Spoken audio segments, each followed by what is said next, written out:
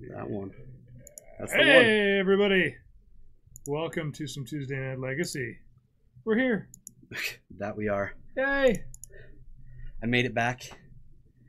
You drove back yesterday? I did. All yesterday. Fun. I didn't actually get a chance to hear it. Did you enjoy Santa Clara? It was great. Cool. Jorgensen, Big Red Joe, welcome. Or I guess you're welcoming us. You were here before us. Whoa. It's true. Whoa, it's trippy. So we're getting pairings right this now. Right this now. Should be. They're not. We don't have them yet. I lied. I thought it was right now, but it's not. No. No information has been given to us. So you played some Magic Online today, I did. and you played Storm, so you lost a few games. I did. Ah, what? I almost won though. That's the funny thing is, it's one of those decks where I feel like when you play against that bad matchup, you're just gonna lose. You Okay. know. But there's a chance. There's a chance. So we have Nathan versus John and Zach versus Kyler. which is going to be very confusing if I have to keep saying his name. Kyler and Kyre. Yeah, I should have won my first match. You're right. Should've Nice typing, Jorgensen. Won. Arg. Ah. Why are you so hard? Why is it so difficult to click these keys? Okay. I need to get this thing set up too. Riley Cold, welcome. I still haven't figured out why the message when done doesn't message when done. So this round is gonna end. I guess okay, 7-11. It's gonna end at 01, right? Sure. There's our actual Perfect. time. There it goes. Perfect. All right. Okay. So pairings just went up for the other Yes. players. We already know. We're ahead of the game. Way Man, ahead. This efficiency. You sold your playmat to buy legacy cards. Since now he has a Spellground one. Oh, he doesn't have it in his hands yet. This, my good friend Riley / Paul, is your Spellground playmat. It's gonna. I need to get a couple more people's information, Ah, and then they'll ship this week. but it's also like, who knows how long it takes? Does it take 2 weeks? No. Yeah, actually, Riley Cold, it's our Jorgensen who donated that to our giveaways. I'm jealous, Riley. In fact, if it's not here in the room after this live legacy, then you could probably look at if I have it, because I might have it. Rice might steal it. I think that's what he's trying to say. But yeah. Okay. Well, it was interesting. Why aren't we getting players?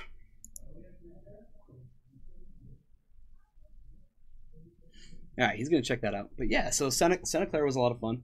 You know, every time that there's a gathering for legacy / vintage players, can I just say how much nicer it is to sit down at one of those tournaments than it is to play at like playing standard or modern. I feel like people are just so serious, and it's not that you shouldn't take the game serious, so it's not like it's a bad thing or anything, but I like to be able to sit down and just talk about the legacy format.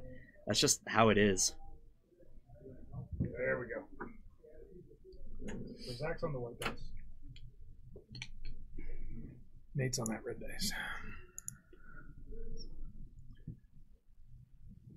Zach versus Kyler. Has he played here before? I don't think so. What's he on, a blade? Yeah, he's been on a 4-color blade deck. I believe he still is. And we don't know what Kyler's on. And we're gonna have to really pronounce that L. Kyler. Remember the days when you thought that was my name? That was one day, for like 5 minutes. Never letting it down. All right, and then Nate's on the red dice, and he's playing against John. And is Nate on his Dark Shift deck? I have absolutely no idea. Okay. And John is playing with a My Little Pony mat. fun mat. Yeah. we're going to the discovery period to figure out who's playing what. Let's start here. Start here. Beautiful. Excellent. Kyler, not Kyer, is on your right. Zach, who we've seen him play with those pink sleeves quite a few times, he is on your left. Well, he was going to be the most popular guy, except, they might not get the map. What test card should I get Bryce to alter next? Ooh, this is a question for me. Yeah. Do another card. Do another card that's like just Tess. Like do Chromox. Do Chromox. I vote Chromox. Because Ant doesn't play Chromox and Tess does. Oh. So like how Rite of Flame was a card only in that deck. Mm-hmm. Legacy players seem to be but they appear to be more friendly. Actually, they're really, really salty and mean, but they just are really good at faking it. It's not like the players specifically that does it. It seriously is the format. Like when you sit down and play Legacy, people are just a little more willing to talk to you and have fun and play their Legacy format, whereas Standard and Modern tends to be so serious, like we don't talk, we don't want to give away information, and the blah, game's blah, blah, blah. over once you've rolled the dice. Sorry. Chromox. But which Chromox? There's the original Mirrodin Chromox. There's a GP promo. There is a promo. Yes. But then that's foil. We haven't been doing any foils. I don't know. Then you probably want to just do the OG one. Or because there's the new one too.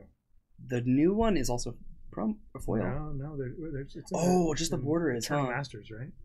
No, it wasn't an Eternal Masters. No, there's 3 printings of Chromox. Hold up. Yeah. Hold up. Yeah.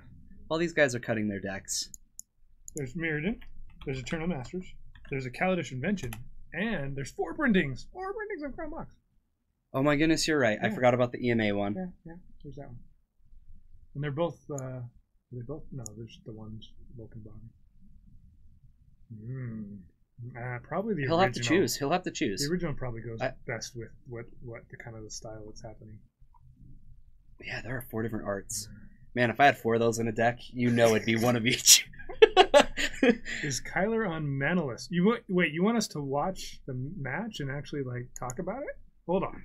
He's on Return of the Jedi sleeves, so definitely probably Manalist. He probably isn't too upset about going second if that's the case. That's a big wall of text. Hold on. No, I agree, Slayer. I absolutely agree. Yeah. Like a lot of the challenge just comes with getting into the format. Once you're in, you can enjoy it. Oh. Okay. Yep. This is Manalist. This is Manalist, Dredge. The card is Phantasmagorium. Is that right? I think so. If you kind of mumble, then everybody knows exactly what you're talking about. Yeah, Zach's like, wait a minute. I know how this deck works, but hold on. I haven't played against it in 3 months, so all right, let me reread this. How do I? PHAS. Yeah, there's some letters in there that I'm skipping. I told you it doesn't matter.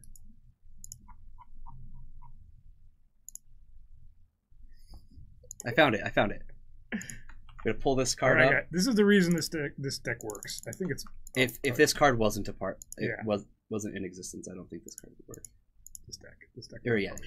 The deck.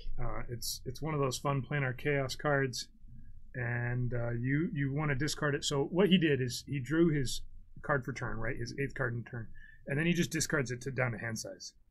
And so Manalist Dredge is one of the very few Legacy decks that actually wants to be on the draw instead of on the play. If you ever sit down and your opponent rolls a dice and wins and says, actually, I'd like to draw first, you're almost 100%. He's on Manalist Dredge. Or Pox. Some Pox decks will do it too. Yeah. Some. All right. So here's a Leovold. And I don't... This doesn't do a lot. Dredge gets around this. Yeah, I think he's going to respond with No, I guess he doesn't have to. Huh? It doesn't matter at all.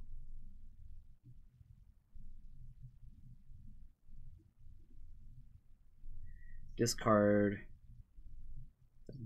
What the heck is the middle? Oh, a thug, a stinkweed imp, and The Neither Shadow. another shadow. And so this is also one of the few decks that really does care about graveyard order, right? Yes. So in Legacy, you can't rearrange your graveyard like you can in Standard and Modern. Right. Players will, and they're used to it from Modern, they'll pick up graveyards, they'll look through it, they'll put a card on top that they want to be aware of. Legacy, you can't do that because cards like Neither Shadow care about graveyard order. Neither Shadow gets to come back if there's a certain number of creatures above it in the graveyard. Other cards come back if they're the only card or they're the top card in the graveyard. Things matter. And so you're not supposed to rearrange your graveyard at all in Legacy. Usually it doesn't matter. It's just these decks. Interesting. So the shadow looks at things that are above it, right? Correct. Yeah, so he puts that at the very bottom. Yep, and here's a Street Wraith. Let's dredge 5 cards. A Narcomoeba is hit there.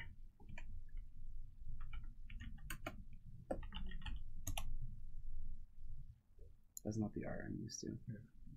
It's at the end of his upkeep if it's in your graveyard with at least 3. So he didn't trigger because at the time he only had 2. Okay, so this is his next upkeep. There we go. No, I missed something. Did he replace a draw somewhere with a dredge? And so yes, that, he had a Street Wraith. Okay. And he hit an Archimedes off of that. So that would have been after the shadow, though, wouldn't it? Oh well, I maybe missed a step there.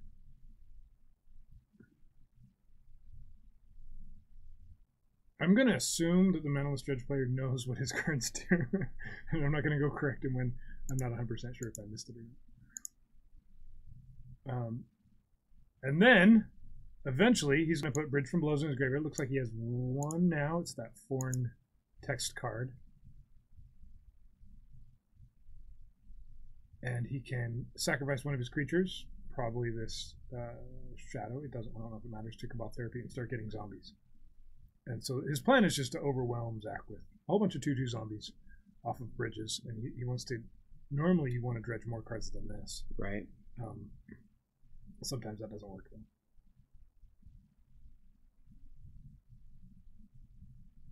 And there's a couple cards that just shut down Manaless Dredge. That's why it's kind of a frustrating deck to play.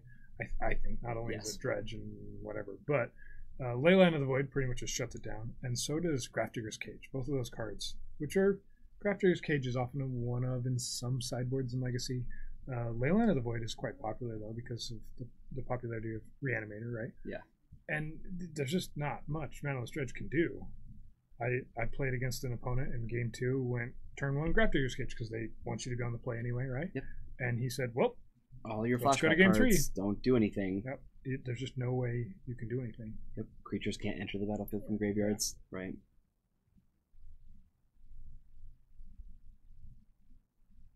The new ground seal, that just prevents people from targeting things in graveyards. They can still use flashback. Yep. They can still dredge. Yep. But the card's good. I like it. It's good and it's not. Ground Seal has some advantages by being a 2-mana spell, so it's not going to get chaliced. Yes, as and easily. and you draw a card. And it's an enchantment, which is a little harder to deal with than artifacts. And Ground Seal isn't a card that you played in your deck, but most decks don't care. Pretty much the only cards or things that want that Ground Seal effect is usually Storm and this Nyx Fit deck. So here's a daze. Zach is dazing Kyler's Gitaxian Probe to prevent a draw, to prevent a Dredge 6, right? Yes. Is really what he's doing there. He's dramatically slowing down the engine. And I don't... So this is another kind of weird interaction with Dredge. Leovold is out, right? Which would prevent Kyler from drawing a second card that turn, but he's replacing the draw with Dredge, so it works. Leovold doesn't stop Dredge. Nether Shadow is placed into his graveyard wrong.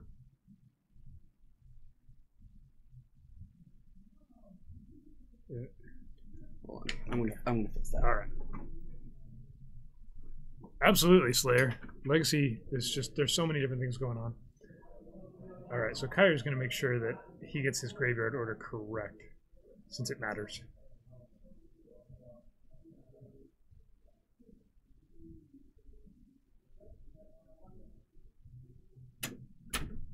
Okay. And this might be Kyler's first time on stream, so having us, sometimes players are like, oh yeah, of course, let's fix it, let's get it right. There we go. Here's a attack for 1.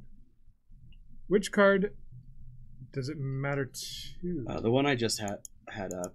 There's 3 main cards that care: Nether Shadow and Nether from Mercadian Mask. What's the other one?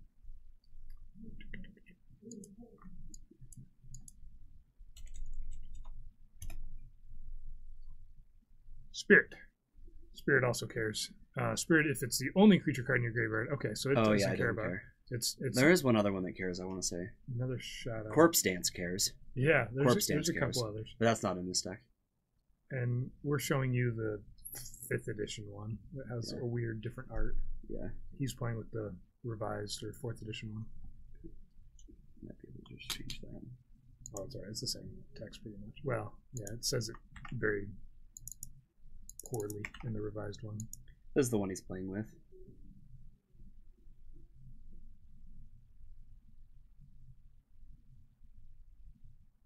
Ingenuity, thanks for checking in. Welcome, welcome.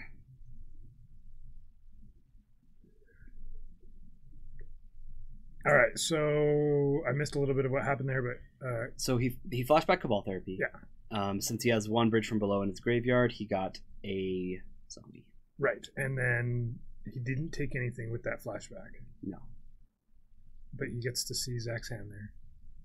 How many people are playing tonight? They never tell me.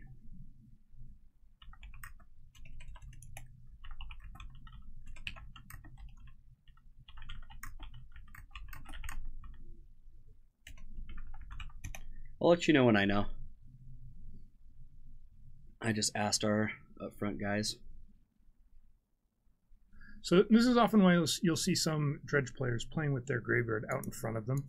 That way they can keep everything all laid out in order and see their whole graveyard, because I mean, you can imagine once he starts dredging another 10 cards even, he's not going to have enough room in where you typically have your graveyard.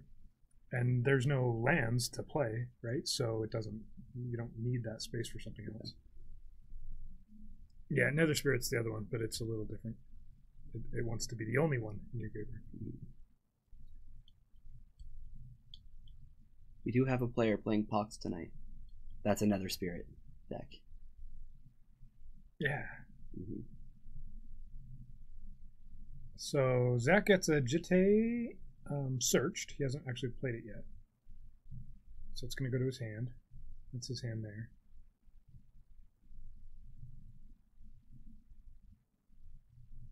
Manaless Dredge is a fun deck. It's part what's fun about it is that a lot of Legacy players are aware of it, but they don't know exactly how it functions and which cards really matter. Or like if you sat down and you had Cabal Therapy in your hand and you knew your opponent was on Manaless Dredge, you might not know what card to name. But what would be the right... I mean, there often isn't a correct choice there when you're trying to make them discard something, but... Riley Cold, so Nether Spirit, usually the decks that play Nether Spirit, their only creature in their entire deck is Nether Spirit. So if it ever hits the graveyard, then it'll be the only creature, because there are no other creatures in the deck. The Pox deck that I have built has 2 Nether Spirit in it. So here's Kyler showing Trigger on the prized amalgam. Mm-hmm. Icarid's getting swords. That's a good solution to Icarid. Yes. Gets rid of it permanently. No bridge trigger. And some dredging. 4, 5, 6. Okay, so there is a bridge there. There is also a Narcomoeba that will trigger.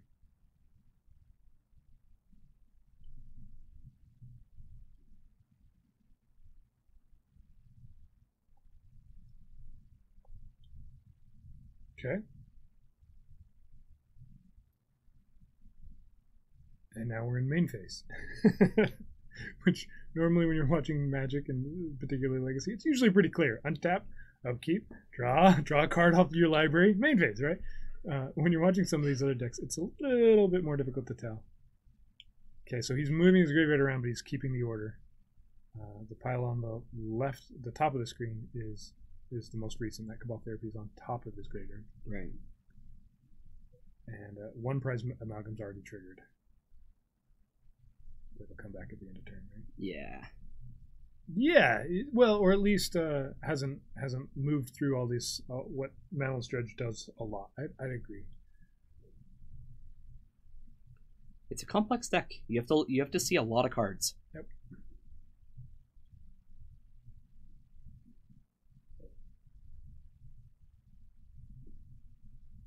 Just to be clear, Another Spirit is not the spirit that's in this deck. It's Another Shadow. Another Shadow is the one that's in play, not Another Spirit. Yeah, the one from Beta and Alpha and Revised and 4th edition, all that good stuff. All right, so here's a sack, making Zach discard his Jitte. We get to see that the unknown card was a True Name Nemesis. Yep. And 2 zombies come into play off of the 2 Bridge from Belows that are in the graveyard. There we go. Now we're actually on what's happening. Yeah. For a moment there. Yeah, Motley Slayer, same. I have a Pox deck. Only creatures, Another Shadow. Or Spirit, sorry. Yeah. This is bad. You're getting from the world of Disney. You know what I think would be fantastic? Yeah. Is you have Pirates of the Caribbean, right? Caribbean, however you want to say it. Okay. And it's this sweet old ride. It's nostalgic. People love it. And people line up for hours to go on it, right? What if right next to it, they built a brand new Pirates of the Caribbean that had like all of the new tech that they could do, where you're practically going through a movie, Pirates of the Caribbean, and with Johnny Depp and everything. Mm-hmm. That'd be fantastic, right? Because people would still want to go on the old ride. Yeah. And then there'd be this brand new ride that would be amazing. Why don't they do that? So you kind of like start in one spot and just see where we've come? No, they could be 2 totally separate rides. I don't care. Yeah. They can have 2 lines, whatever. But okay. Yeah. I see. It's like they rebooted the whole thing with all the movies and yeah, I kind of agree. You go through Pirates of the Caribbean, it's like, yeah, I remember this was really neat as a kid, so it's still neat. And then you're like, wow, it's kind of like going to like a Chuck E. Cheese place and seeing the little animatronic things sing songs, right? Yeah, I guess that's what they're going to do instead, is make Star Wars rides. It's true. They're Disney. They have enough money. They can do both. Yeah. Come on. All right, well, let's see what Zach has in store.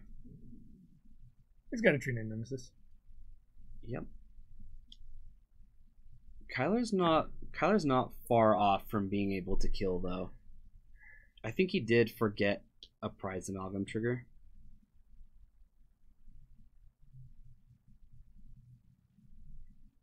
They're too busy soaking up all the media coming. Okay, all right, that's fine. Yeah, I don't get that either, Stadantnu. I don't know why is there even a line? That should just be empty all the time. Yep. All I ever hear about that ride is people getting stuck on it, which sounds like torture. Yeah, they've got Indiana Jones. They've had an Indiana Jones ride for 10 plus years. I believe so. That's pretty good.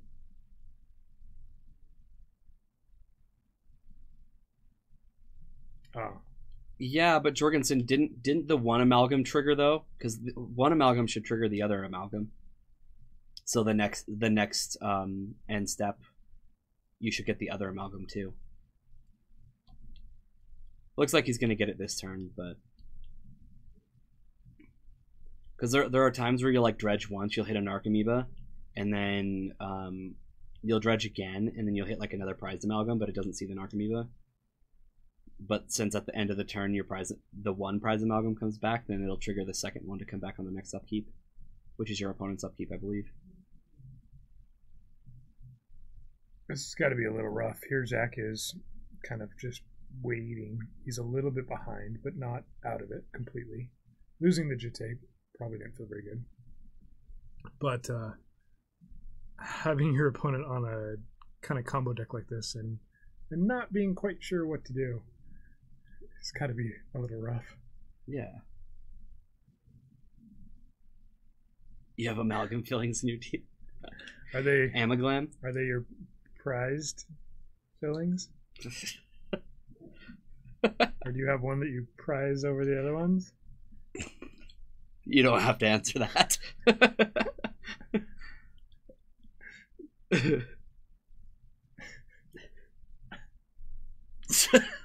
I don't know. we're just You're like, I just showed up, okay? filling time here while this stuff's going on. All right, so there's a creature that died. So the bridges from below go away. That's Zach saying no more bridges. Yep. Go drunk, you're home. Wait a minute.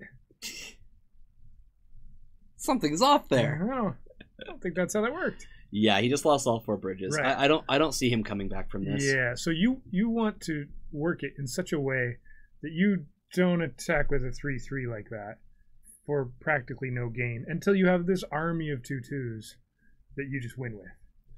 An amalgam attacked. Yeah.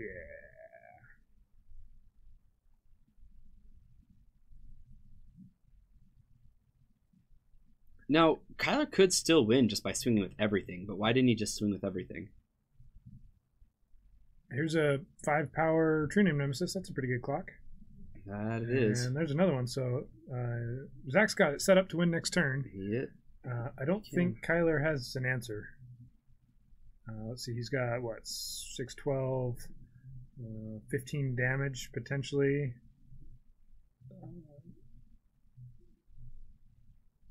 Unless he's got, like, a haste Icarid or something like that. So he can bridge from below to get a Chancellor at the Annex, but that's not going to do enough. You mean Dread Return? Oh, Dread Return, sorry. Dread Return. That's what I meant. Took me a moment there. You can they're exiled. They're gone. Not bridge from below. They're bridges from above now. Dread Return. So yeah, there's Zach doing the math, saying, I've got a blocker. I've got actually 3 blockers. You can't win. And Kyler probably doesn't have any interaction for this. I think Kyler could have won this game. I'm not 100%, but I'm not really a dredge aficionado. I know how it works. Yeah, it's a thing that's that other people do. That's like half the battle, right? Just knowing how dredge works. Then you have to play the deck like 2 whole times, and then you're a pro, right? and then the third time you're like, well, this was fun. I think I'll move on to something else. Yeah, if he had Dragon Lord Culligan, that could have done it. Yep.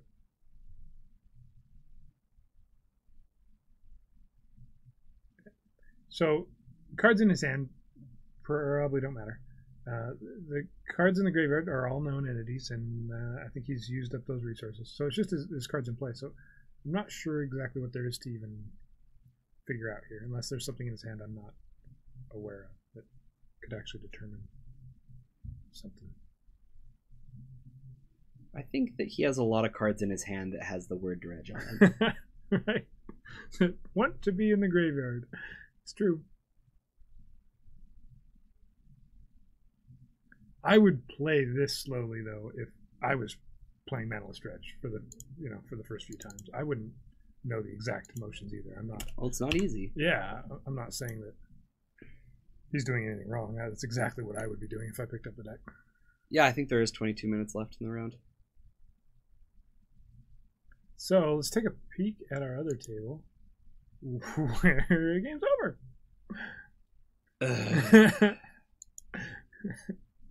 We'll see some quick sideboarding.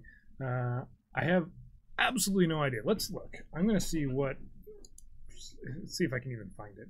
Mantless Dredge sideboard looks like. That's exactly how you type that in. Yeah. Mm-hmm. Sure, we'll find it.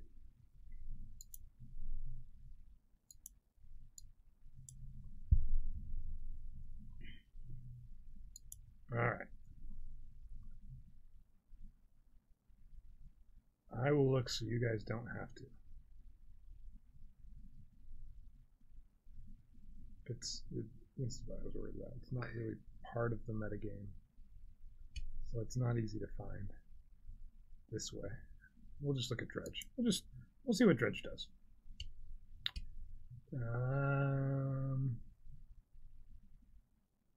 This Dredge is very different than Manaless. Yep. All right, we'll look at it anyway.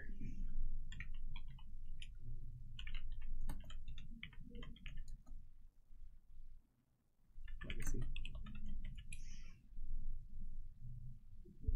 Manaless Sacred. All right, so yeah, here's a sideboard. And do any of these cards even matter? Sphinx of the Steel Wind seems strong. Yeah, so there's a bunch of creatures that could come in off of Dread Return, Inkwell Leviathan, Ancestor's Chosen, which comes into play. You gain life for each card in your graveyard. It's a 7 mana creature, but of course that doesn't matter. That's hilarious. Sphinx of the Steel Wind. I've never seen that card. Blazing Archon, which is a good answer to True Name Nemesis. They just can't attack. Gigapede. If it's in your graveyard, you may discard a card from your hand to return it to your hand. But it's a 6/1 that can't be the target of spells or abilities. Stormtime Leviathan, Terastodon, and then for Contagion. This is a card that you actually can play, right? Because it's the Black Force of Will. It's a 5 mana card, but that doesn't matter because you can pay 1 life and remove a black card from your hand from the game instead of paying for it. And then you get to put 2 -2/-1 counters distributed on any number of target creatures. So it's a removal spell that Manaless Dredge can play. And then there's an Acroma, Iona, an Elesh Norn, and a Cephalid Empress. I have no idea if Kyler's playing with any of those cards in his sideboard, but that gives you an idea. A lot of targets to hit off of Dread Return. There we go. I cannot think of the name of the card for some reason. So this is one of those type of combo decks where it really needs everything that's in the deck to function. Yes. And so you can't sideboard 5, 10, 15 cards. You're only sideboarding 2 or 3, taking out 2 or 3 cards. Some of those Dread Return targets that maybe are in the main deck you're switching out. Maybe Contagions come in for something. Yeah. If that's a big thing that you're wanting to do. And it's not a bad card against Zach. No. And yet, I think the Dredge plan by itself, without getting hit by sideboard hate, is probably just fine against a deck like Zach's. Alright. Looks like they're gearing up for another game.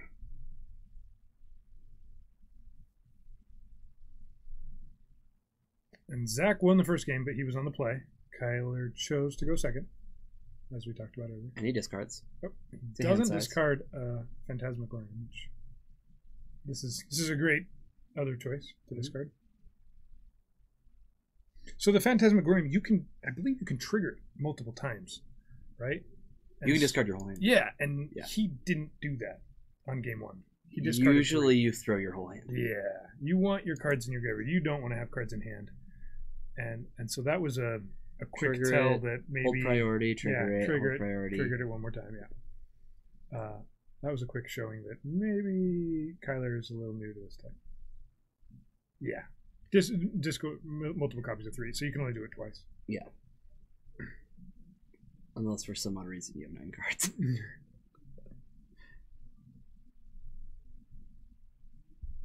Yeah, but usually there's like one card that you want to keep anyway, right? Like, don't they have like a black shoal that they like to use for removal, or I've seen it before. Oh, there's a Containment Priest.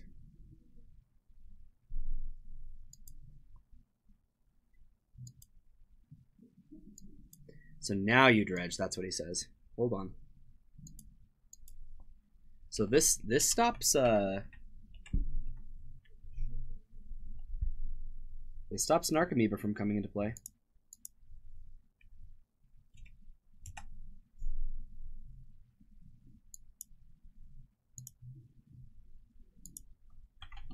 This is a pretty standard-ish sideboard card in a lot of decks that play white. in Legacy. It's not the most common. No. In because there's a lot of decks where you would want this type of effect and it doesn't work because you're talking about tokens, right? So all of his creatures that are not cast, they can't enter the battlefield. So unless Kyler brought in something like Contagion, he lost the game. Or the Black Shoal. I can never remember. Unless he has a way of, without mana, destroying this priest, he just can't win. Every single... Well, no. Bridge from the Below would bring in token creatures, but there's no way to get a creature into the battlefield to sack a creature. Yes. To activate for Bridge from Below. An early containment priest like this shuts down the entire deck. Yeah. Sickening Shoal. Thank you, Jorgensen. Sickening Shoal. So it looks like Zach's explaining that to him. Or they're having a discussion about this card, going, no. It's not going to work.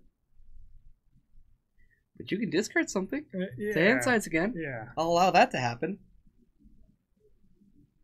And Kyler should know if he has an answer in his deck. Like we're talking about, there's only 2 of them that the deck, I think, runs. And this is exactly what I was talking about. When you get hit by a Grafdigger's Cage, or here's a Containment Priest, or a Leyline of the Void, Mentalist Dredge just completely folds. At least other Legacy decks have an out, right? They have a way to handle most sideboard hate, whether it's one particular card. Yeah, so he's just going to concede there. And Zach got to play a creature. Well, that was nice of... That was nice of Kyler to let him do that. And so you can see why Jorgensen, I think, said Force of Will is a card that might come in. Or, there's really only a couple cards in all of Legacy that can handle. It's kind of nice to see like a card that hasn't really been printed for all that long actually do something as far as like hate out. We haven't really gotten a lot of good hate cards in the last like 5 years. I mean, there are some, but Containment Priest wrecks a lot of decks. Yeah. And if you're gonna pick up Mentalist Dredge, if you're gonna try it out, you got to accept that, right? That's a part of the deck. Is you're just gonna flat out lose to certain cards. You're an all-in deck. Other decks lose to certain cards. They just don't know it yet, right? The card gets played and it's like, oh, I'm gonna try and stick around for a few. No. You lost as soon as that card was played. It just took 4 turns, right? Or 10 turns or whatever. Mentalist Dredge. No, there's just no answer for it. you just lost. Yep. Yeah, there are things, but I'm just saying, like, compared to like old Magic, like we get like 1 a year. The ones that you just named, it seriously has been like 1 a year for the last 5 years. They exist. There's just not a ton. And most of them you can play around. Yes. Rest in Peace wrecks your Nyx Fit deck, but you can find answers and you can stop it and keep playing Magic. Jorgensen says, well, it's no chill. No chill, yeah. What is it like losing to Chill, Jorgensen? You just seem like the type of person that would lose to a card like that. You just would know what the experience is like.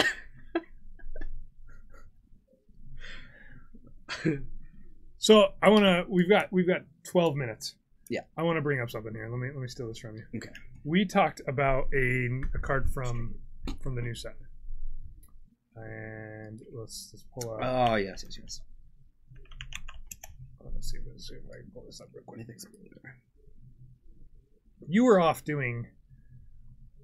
I was like playing Magic or something. You were actually playing Magic. So this is something that I think is worth a mention here. This card. We talked about this card when we were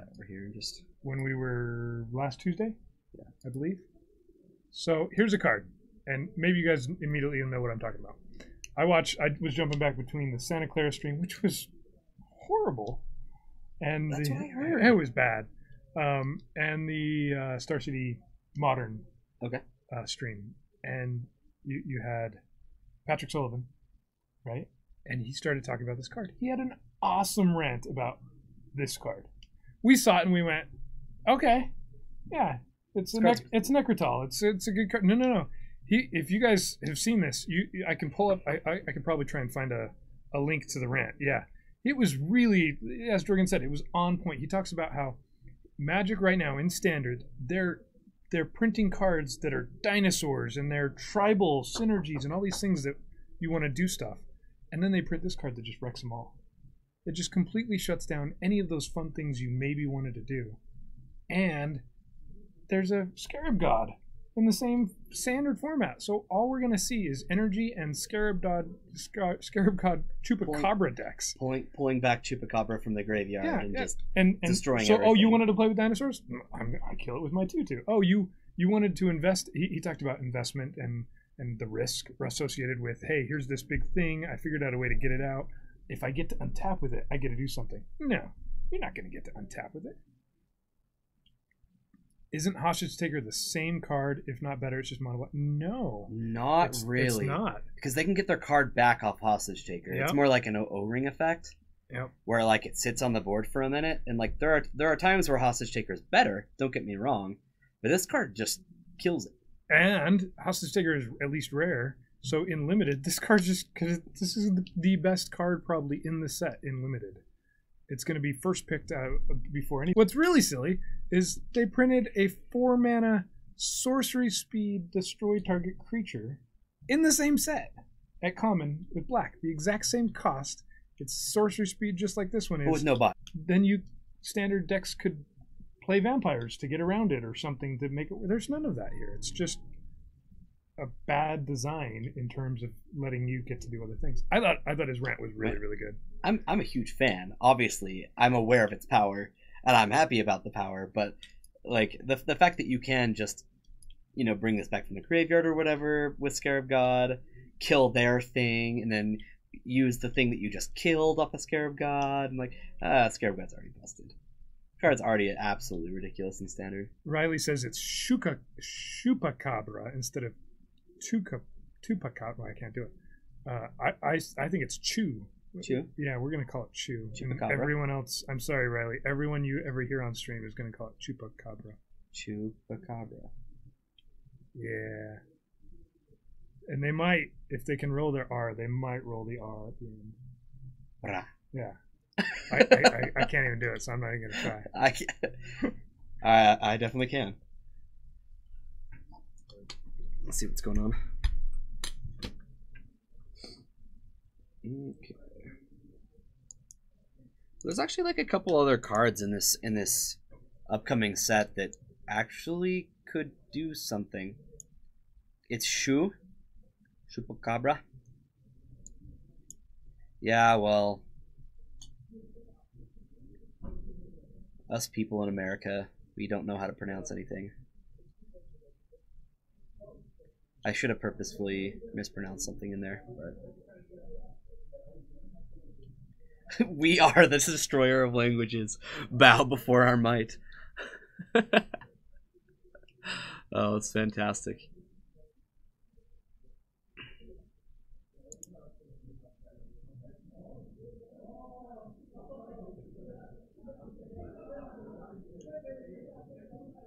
Goat sucker, kind of. This is fine. Where's the other card that I mentioned it earlier in my stream. This guy.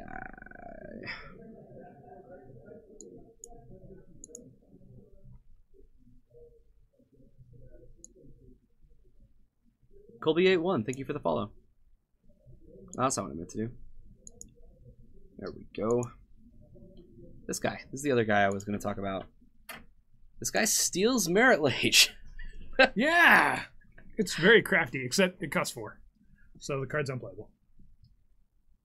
It wouldn't surprise me if there was like a one of in Miracles that just wanted to steal that 2020 and win with it. It's cute. So is, what's the other 4-mana flash, the black-green guy? Or black-blue guy? Notion Thief? Card is awesome, right? Yeah. In the right situation, the card just wrecks. And it's too cute because it costs 4. But think about it this way: 4-color decks, they've used Notion Thief before. Yeah. And this card is the same mana. Uh-huh. Okay, it has flash, but the 4-color deck has a huge problem with Merit Lage. Huge. Wouldn't it be great? Destroy target token? That doesn't work. Dang it, HC Fox. You always know when HC Fox comes into the chat. It's indestructible.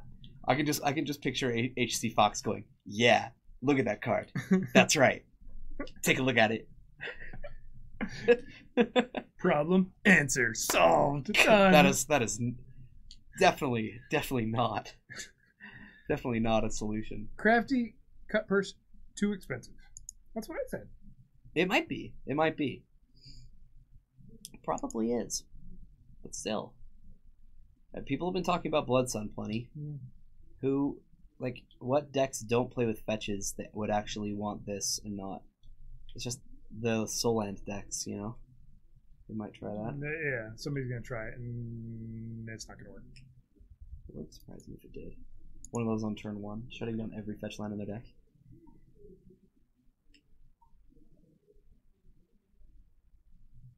Here's a Time Stream Navigator. Cost 2. It's a 1/1. You have to pay for and tap. So you have to untap with it. You have to have 4 mana. You get to do this thing, but only if you have 10 permanents on the battlefield. Oh, but I have a Chupacabra, so it died before you ever got a chance to do it. So that was neat. Nice try. Oh, wait. You played it again? I have a Scarab God and a Chupacabra in the graveyard, so it died. What a coincidence. Any other cool card that you wanted to try and do something with? Good luck. Time Stream Navigator, you know, for when you get Jace ulted. 1 card combo force Jace. But you have to have 10 permanents. You already have to have... Yeah. It's some good setup. What card, Riley called? The Navigator I was just talking about. This one? This guy, yeah. If they Jace ultimate you, and that one's in your hand, and you already had 10 permanents with, you already have the City's Blessing, then you win. Oh my goodness. That's a great setup. Settle down. There's no way that they could stop you. That isn't correct.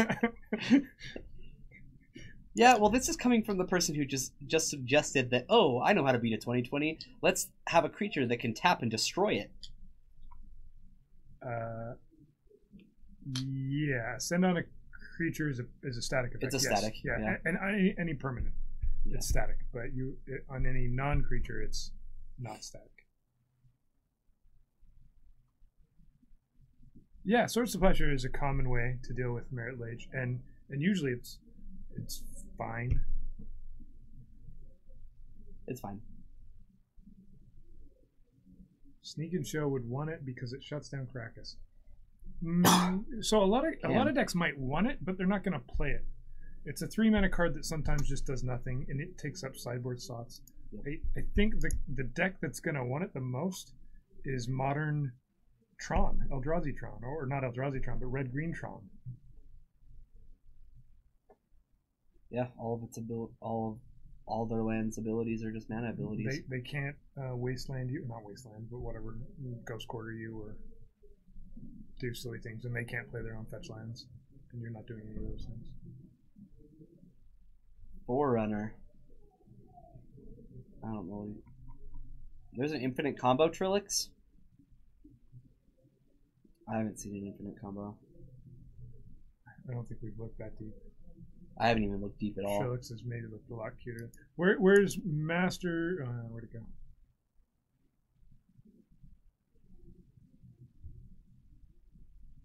Right. And it enhances every card with a mechanic. You're taking a quote from that exclamation point. It seems like it's a quote right from the website. Yes. All you have to do is have 10 permanents and either have a card with Ascend or resolve 1, and then you get the City's Blessing, and the blessing is not targetable. It's not a thing. Yeah, copied from the Wizards article. That's what it realized as soon as I saw that. Forerunner of Empire. What color is it, Trilix? Yeah, we're looking at a Mythic, which does it by rarity here and color. It's kind of strange. Is it a mythic? It sounds very rare or mythic. Go up to the top. Green. Dino Searcher.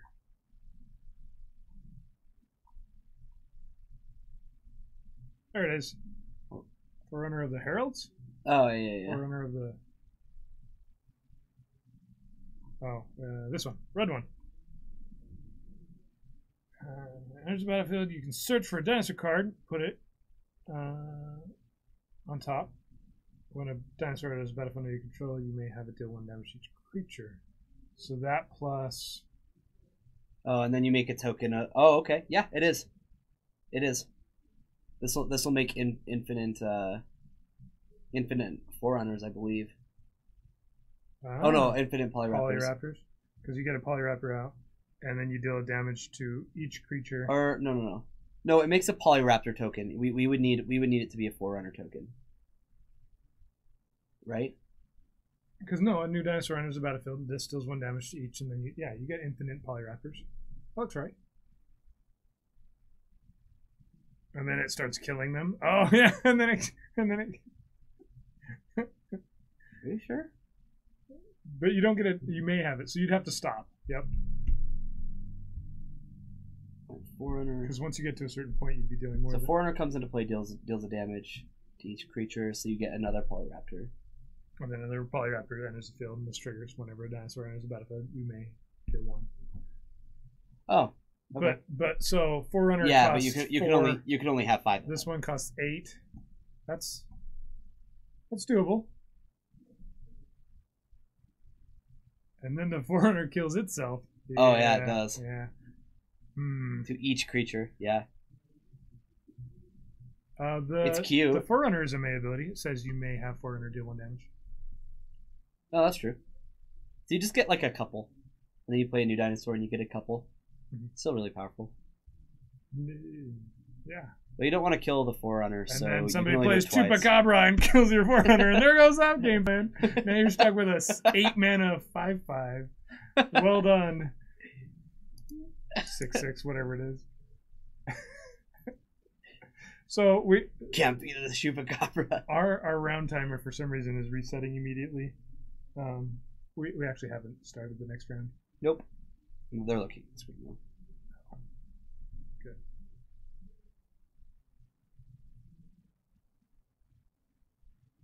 It can't kill any non-pro red creatures.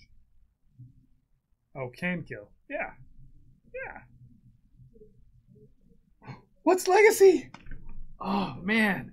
It's been how many Tuesdays? It's been a lot of Tuesdays. Go ahead and answer the question. I don't know. It's been something about greatness and the format. What? No, I ruined it. Try again in a few months, Crimson Viper. It's the greatest format. Oh, there we go. We did it. We got there. We've been waiting. It's the best. He just says incorrect. He's already got it typed.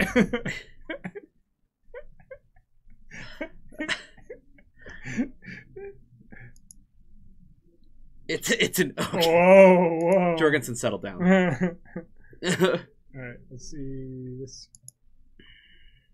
Not ready yet. Oh, there are 20 players in our event tonight. Ingenuity. I know that you were the one who answered that. Crimson Viper, where have you been? Seriously. Every Tuesday I come in here going, okay, it's the greatest. I'm ready. I'm ready. It's the greatest format. And I don't get asked. Not true, Trilix. My Magic collection is worth more than my car. My cube alone is worth more than my car. So we are in time. We're interns. We should be on to round 2 here. And of course, we're doing 4 rounds of Paper Legacy. It makes 8 tokens. Yeah, because you get 1 token and then you trigger it again and it hits 2 Polyraptors. Yeah. HC Fox figured it out for us. You left. Wait. What? I don't understand. That doesn't. He left Magic and life took over. I still don't understand. Yeah, I still don't get it either. But that's what he said. Yeah, that sounds like a oxymoron or a moron oxy or Or something. like a bad joke. Yeah. Or yeah. like, just something that people say but they don't mean. yeah. It makes you any number until you want to stop. It's true. Don't you got to keep going? Oh, the four turner, front runner. Actually, I think it is infinite. Because you're getting more each time, and then eventually you're going to kill a couple, but you're still getting more each time. The trigger thing will die. The red creature will die. Yeah, that's the problem, is that the red creature dies. You need to give the red creature indestructible, then it's infinite. I don't see the greatest format. New laptop for school. I mean, you could sell your modern cards. Yeah, that's okay. That's what I would do. You could buy a calculator. All right, I just heard him say that pairings are up.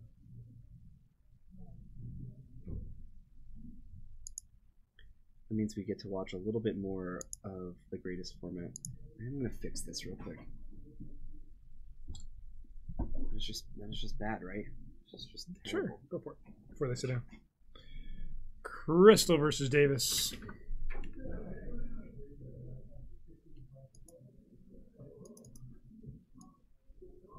And Terry versus Tim. Is that better or worse? Much better. Much better. Excellent. The moral of the story is play Chupacabra and Scarab God, and it won't matter how many 5/5s they make. But also, why are you playing standard? Oh, we're not playing. We're just trying to understand. Yeah, we're just theorizing because it's never going to happen. They didn't print an official token. Okay. There's a couple official tokens they should have printed, like the rat that you discard cards and get more rats back from Return to Ravnica. Pack rat. Pack rat. Why isn't there a pack rat token? Still, like there could be a Judge promo pack rat token. All right. Are we watching Terry versus Tim, or are we watching Crystal versus Davis? Let's see Crystal versus Davis. Crystal versus Davis. What Crystal's the Eldrazi versus Shardless. Sure. Yeah, we saw a lot of Terry last week. Make a nice token for us. Okay. What token were we talking about? A Polyraptor token? No, I don't think that's gonna happen. Definitely not. Sorry. All right, let me get that round timer fixed. Wait, we're doing the other match though, right? Oh, dang it! Oh, I put Tim. Just kidding.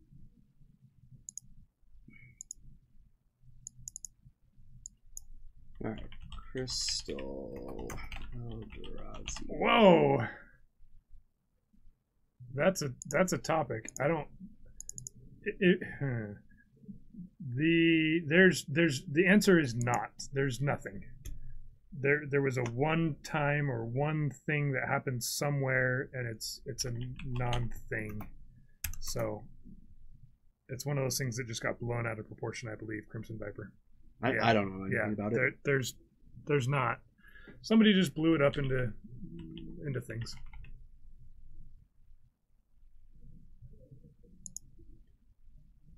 Okay. But I can see why. If you're not playing Magic, you're not talking to anybody who's playing Magic. You're reading on Twitter or something, and you get across that and go, "Whoa, what is this?" No, that's not a thing. I'd be more concerned about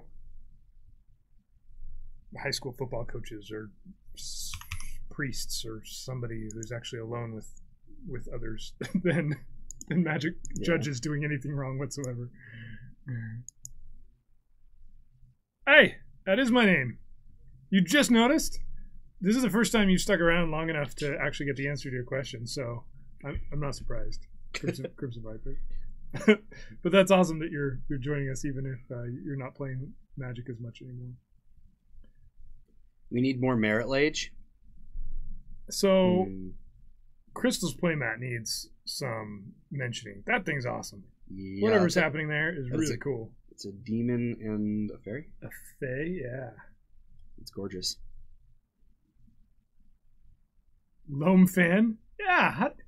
HC Fox, that's private. Come on. Don't go telling Yeah, everybody. Motley Slayer. I agree. I had to create my own. Oh, look at this. Two mimics on turn 1. I'm even still here. Meal Solutions is Yeah. still chilling with us. Sticking around. Oh, is this a Thought Not Series? This is a great time. Ooh, it's not a Thought Not Series. No, this is a Sorcerer's Spyglass. This card is fantastic. So the reason Eldrazi plays this card is because 1, it's good, and 2, it doesn't cost 1. Yeah. Right? Eldrazi wants to drop a Chalice on 1 and never on 2, usually. So it can play these 2-mana things. Oh my goodness, is Davis? Okay. Oh, for a second, I thought Davis wasn't going to crack the fetch, and I'm like, are you just gonna let it her name Misty Rainforest? Like, no. So this Spyglass is a pithing needle on legs a little bit, in that before you name something, you get to look at your opponent's hand. And then make your name. Oh, he's on Show and Tell. It doesn't have any shards, so it's still shardless, right? Yes. Or Sneak and Show. My bad. Sneak and Show. What? Why is this shardless running islands? Chinese simplified mimic bootleg counterfeit garbage. Wait a minute. You're knocking on the. You think the Eldrazi mimic is the bootleg counterfeit? Because if I was a legacy player, I'd start small, right? I'd start with maybe the most inexpensive, and I'm pretty sure the foil with the hollow stamp. I haven't seen any good bootleg counterfeit garbage versions of those. Sorry. Sorry, you're not sorry. Show and tell. What is the creature card on Crystal's side? That is an Eldrazi Mimic. That's the 2/1, and then whenever you play a creature, it gains its power and toughness until end of turn. So if she can do a smasher here, Crystal could attack for 10. Well, 15. 15. But yeah, show and tell wins. She didn't even have anything to play there off the show and tell. Man, that Show and Tell deck, it's such a complex deck. Like, really hard to play. Yeah. Hard to win with. You have to show your opponent what you have, and then you have to tell them like that they lost. You cast a card, and then your opponent concedes. Like, that's rough. I just don't understand. Next time, name Delta. Just shut your opponent off of the 3rd land. All right, let's take a look at our other match. This is not Davis. This is Terry versus Tim, and Tim is on a Grixis. He was playing the Commander Goblin guy, the red-black dude. Yeah, Vile Smasher. Vile Smasher. I'm not sure if he still is playing Vile Smasher. Here's the Hymn to Torok. Are they both? Oh, they're both in Grixis? Terry's on Sultai, is he? Oh, no, Yes, he's on volcanic. full. Maybe for check file? Yeah. Or Grixis with he's got green for Death Rat, maybe. Totally normal armchair, or whatever it's called.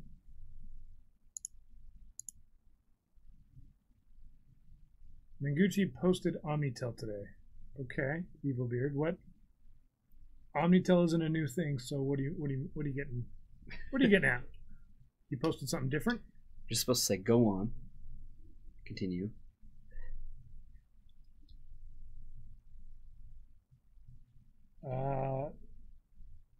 Apparently, it is in Terry's build. Does Grixis Delver play him? It can.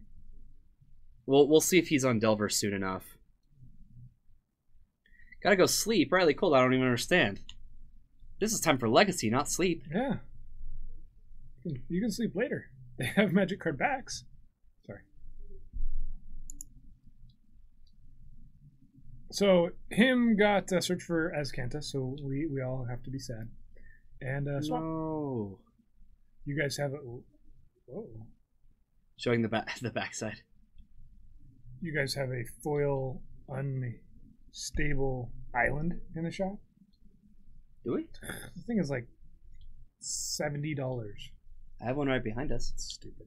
I own one. It's pretty. I really want to pay $70 for one. Zola22, how's it going? Welcome in.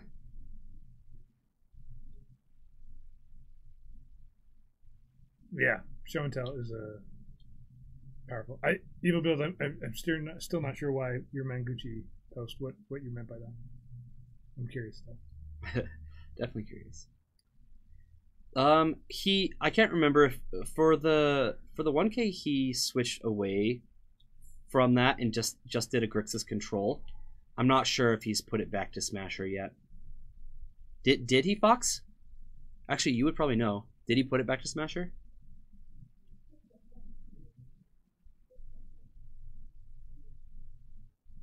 The Grixis Miracles deck.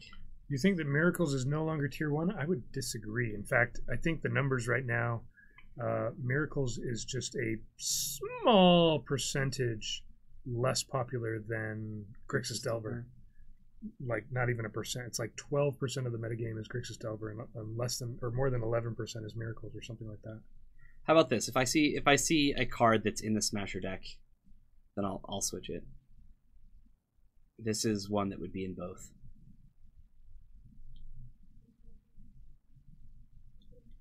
US Terminus were banned. So counter spell and a Pyroblast. Yeah, some battling going on here. We've got an Edict into a counterspell into a Pyroblast, which is fun. People got to actually play cards instead of Containment Priest saying no, and Emrakul saying That's what they say, guys. In case you want to, we can't actually hear them, but I know.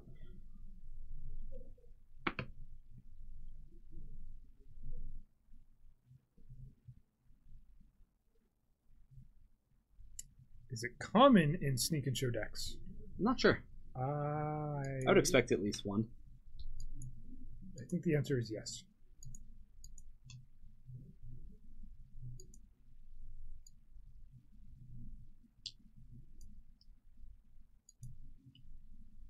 Alright, here's a Jace, and our other match is about ready to come back. Almost. Almost. I'm gonna stay over here for another minute. Lightning Bolt to Jace, huh? Seems like a good way to get Jace the Mind Sculptor off the board. Crimson Viper, thanks for checking in with us. I'm glad we kept your attention for a moment. At least 3 minutes. Yes. Yeah, appreciate you dropping in.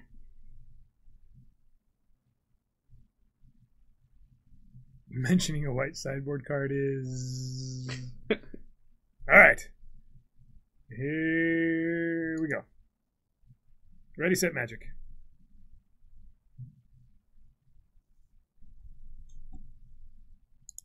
Doesn't the screen seem just a little dark?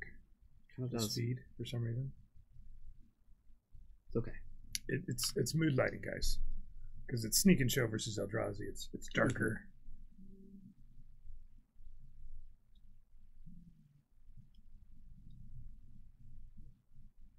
When you're using white cards and they're coming in face up, you're doing it wrong. Oh. Hey, there's an answer to Emrakul. Krakus. Krakus.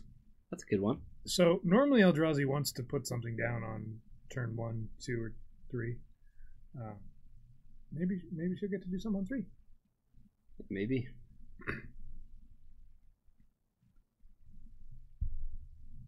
There are starts from Eldrazi that are just so fast. They're ridiculous. Here's a Temple into a Mimic for free. And then a Matter Reshaper, not a Thought-Knot Sphere.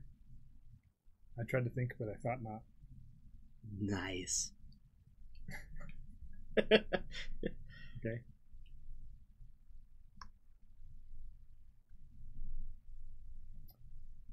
Misty Rainforests aren't scared. I've got 3 of them. It's a lot of mist. Two tribal decks. Misty Rainforest Tribal. Way too misty. Alright. Cavern. It's going to name some Eldrazi. Eldrazi Conscription. This is not what I was expecting. What you typically see in Eldrazi builds. This is more of a commander card. It's not bad, I guess, here. No, it's probably going to look pretty good here. A lot of you guys probably remember most of what this does. This is a tribal enchantment. It's an Eldrazi aura. Whoops. And she can't play it. 1, 2, 3, 4, 5. Yeah. Yeah, I think leaving the She's 2 mana off. leaving the Caracas up makes some sense. For sure. If you're gonna leave mana up, it might as well be the Caracas one. Yeah, this is interesting. She has left that wide open. He didn't get the soul land there though, so pass the turn. Crystal certainly giving Davis some chances here. So the Eldrazi Mimic copies the 3 power from the Reshaper. So that's an attack for 6. Davis is down to 9. And oh, the 6th best. He like goes to his chart. 1, 2, 3, 6. There it is. Yep. Found it. That's the 6th best one. Yep. Just below the Ice Age ones.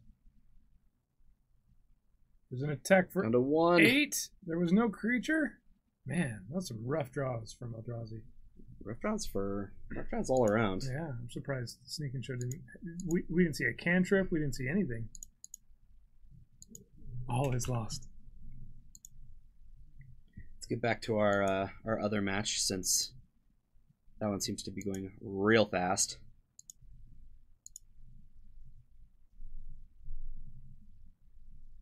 Yeah, this is definitely 3 or 4 color.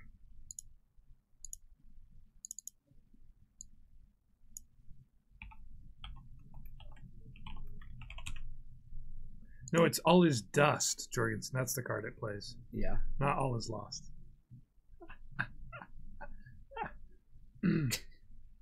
Silly Jorgensen. Yeah. Hey, I've got some elemental tokens over here on this side versus an elf, a couple elves. 4 color elves. Is that what he's playing right now? Yes. Go drunk, Kyrie. You're home. Did he cast Brainstorm? I hope not.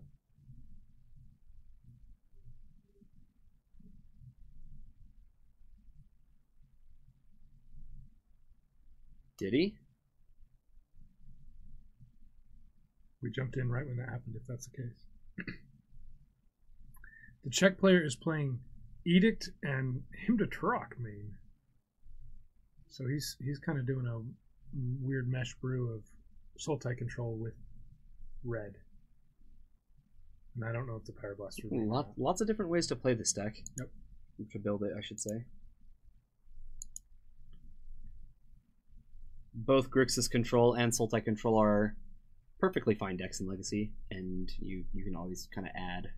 Yeah, I don't really like trying to do Hymn to Turok in a 4-color deck, but okay. There's enough cards that don't tap for black, enough lands that don't tap for black, right? That can be rough.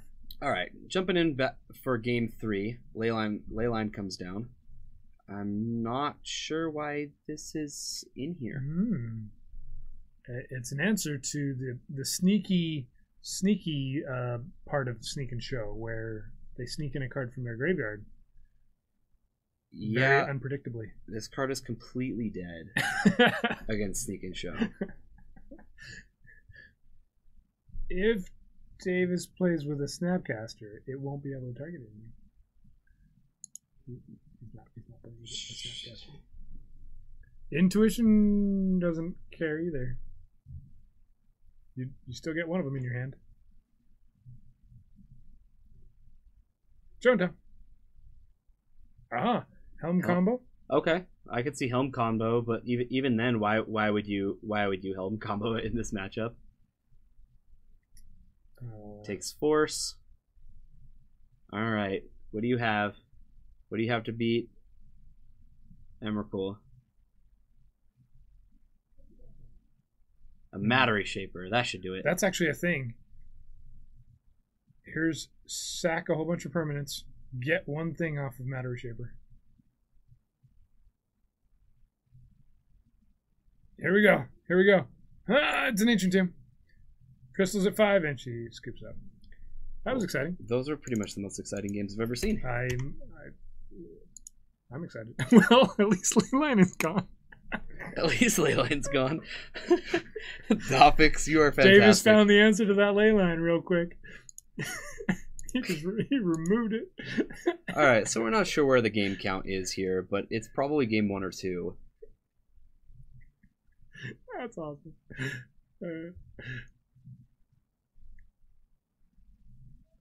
Disenchant. All right, where are we at? The Pyromancer that we saw a little while ago died just now to a Liliana of the Last Hope. It might be Terry's only hope. I think Terry's well positioned in this game from what I can see. Nope, it's his Last Hope. It's on the board. Sorry. And it's Liliana of the Last Hope. See, guys, this is why I bring Bryce with me. If Bryce wasn't here, I have no idea what I would do. You'd actually commentate on like the gameplay. I might. Ah. I don't want anybody expecting too much from me. Yeah. I think Terry feels pretty good about having a Deathrite, a Planeswalker, a Leovold, even versus this Gurmag Angler. I think he's gonna be okay. We've been calling this weekend. We've been calling both Tassiger and Gurmag Angler Tasmag Gurmafangler. And we just call both of them the same name, and everybody knows what we're talking about. Okay. Right. So Terry's gonna get to draw some cards here, or a card. Yeah. So if he remembers. So he's gonna kill Deathrite Shaman, but he gets a draw. He gets to draw a card. There's a draw.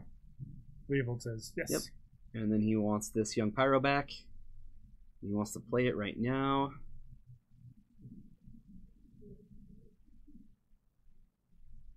I don't know why he wants to play it right. Yeah, he probably wants to wait. Because it would just die to Liliana. Haha, attack for 5. Yeah, I think you're just chumping with a Snapcaster. Seems like a good thing to do. I like the... Ooh, he just plays it out. Yeah, that's just going to die to Liliana. I'm not sure... Liliana doesn't get to get something back, I guess. Sort of value? Man, I had to stop watching. So, Kyre, a fetch land. Uh-huh. The reason we call them fetch lands is because they allow you to fetch a land from your deck. Like when you throw a frisbee. That happened for your dog. They're playing Standard, Modern, and Legacy, and people are watching. And I guess they thought part of their crowd, their viewership, were like only Legacy players that had never heard of a fetch land. Ooh. Still, that was rough. And there were some other weird things. If you guys look, there's like a weird clip of a clown puppet mulligan. There's some weird stuff that happened during that broadcast. You guys have all told me not to go watch it, and now everything you're saying just makes me want to go watch it. They had the wrong people commentating. They had the wrong people.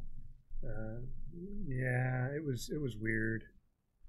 You know, like how sometimes somebody will sit down with a Legacy deck, and you and I are like, well, I think this is how it works, because we have just never interacted with it. Yeah. At least we have an idea. These guys didn't even have a clue. Yeah. Riley, stop. Make it stop. Don't do it. It's gonna be like etched in people's memories forever. This weird video, this weird clip. Just bad. We have some bannings coming up next. Is it this month, January 15th? There's some bannings. I think so. I think people should be calling for some bannings in the WotC commentating crew. I think that's a viable thing that people should be after right now, because that might be the worst thing that's happened to Magic this month. It's bad. And Patrick Sullivan and Cedric Phillips. Cedric Phillips are just fantastic. Amazing, right? They're great at what they do. They did it for hours straight, and they were able to make the finals interesting, even though you know they're exhausted and done. So, anyway, back to actually this game.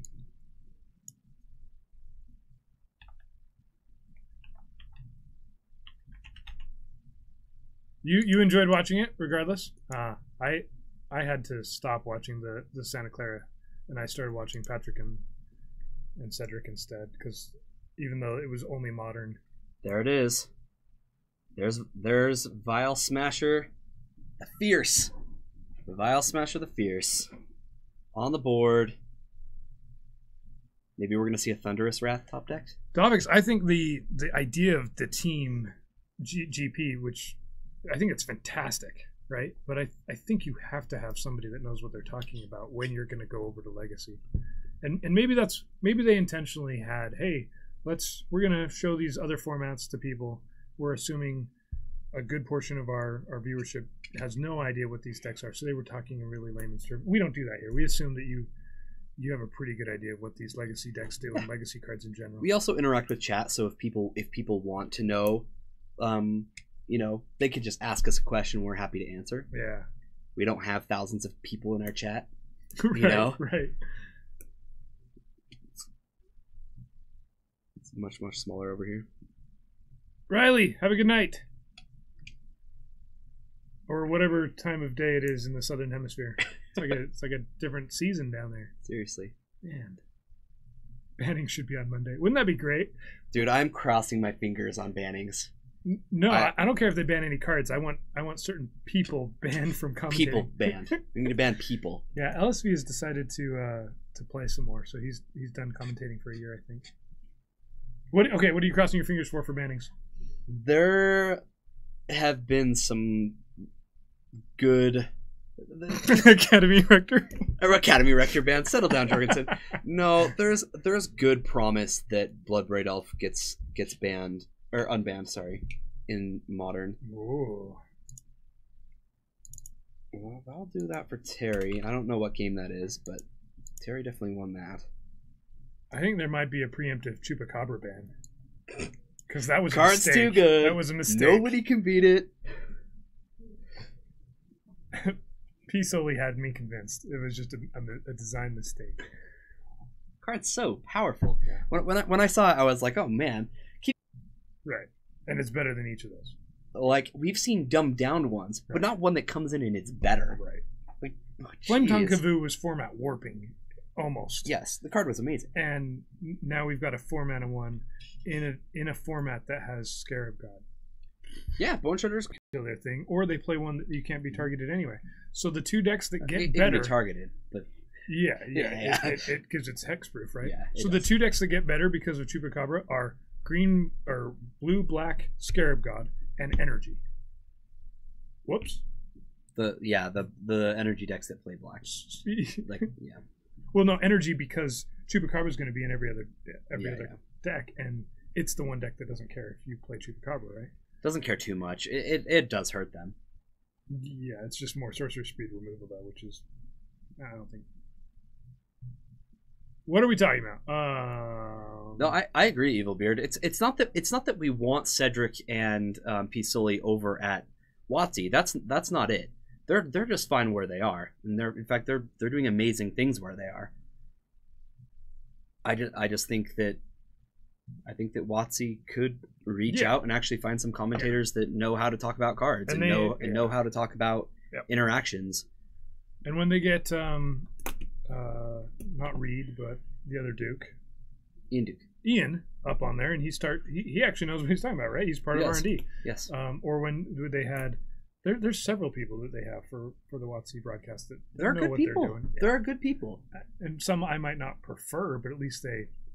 When I tuned into Santa Clara, I was hard to stay on it. Yeah. We just need quality people, and for some reason they just cannot find them. It's almost like in the Magic community, we just can't find people with like outgoing personalities that know how to explain things. They just have to make jokes all the time. It's horrible. Sounds terrible. Big Red Joe, I think that you're onto something there. In fact, somebody who's the director at WotC? Man, I just blanked on his name. He just straight up said there won't be. There might not be a modern ban or anything unban until after the Pro Tour, after the modern Pro Tour. Oh, gotcha.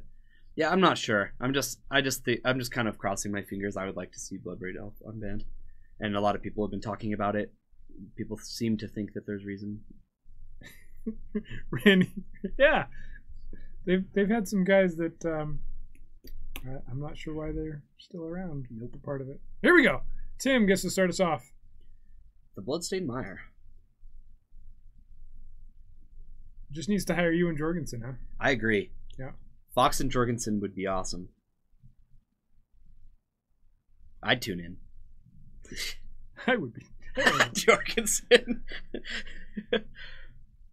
Who's the Euro commentator? I'm not sure. Tez player, Dreadnought player. Got all the legacy bases covered.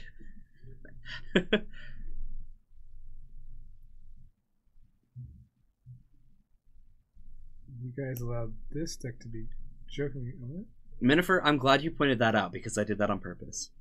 Thank you for being the first person to notice. Did I watch the 4 a.m. leg of the 24-hour stream? Oh, I haven't gone back and watched that actually.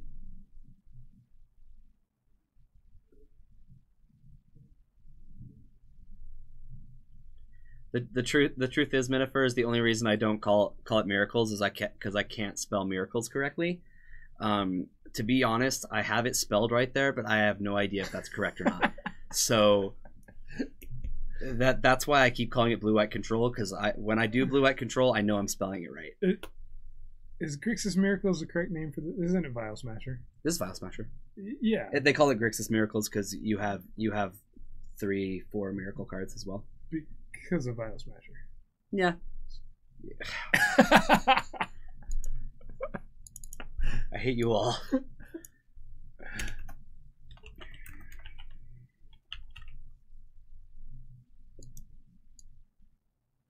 There we go. All right, here we go. We're gonna actually watch this. He's still playing Portent. I'm not sure if Portent. Miniverse says double standards galore. You just hate me. Yeah. Yep. That's why we do the things we do. Yep. Figured this out. How did you know?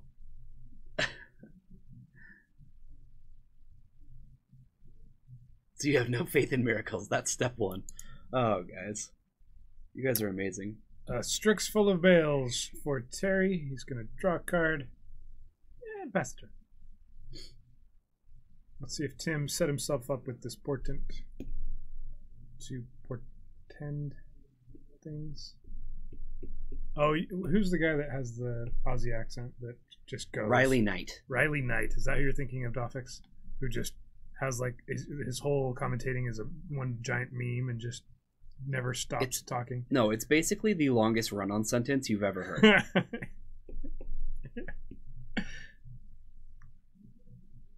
Oh, yeah. I don't think he understands Legacy either. He just keeps talking. He'll miss things completely because he's too busy thinking of the next thing, the next way of just, man, some of those things. You overestimate him. You think he thinks about what he's about to say? Yeah. It's a skill, though. Whatever he does, where he's just able to talk and be going like he does, it's amazing.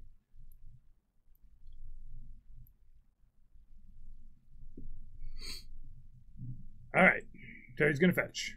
So a fetch, what it does, man, that was worth in like the first fetch 5 minutes. It doesn't say fetch anywhere on that card. Well, so what he does is he straight up turns to his co-caster. Now, when you say fetch, and they pull up a fetch land, and it's like the whole text is right there. Whoa, we're simplifying things down.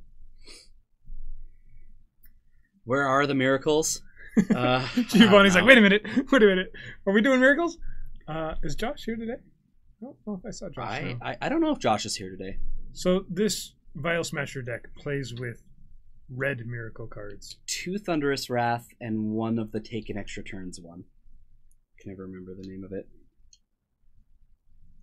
Yeah.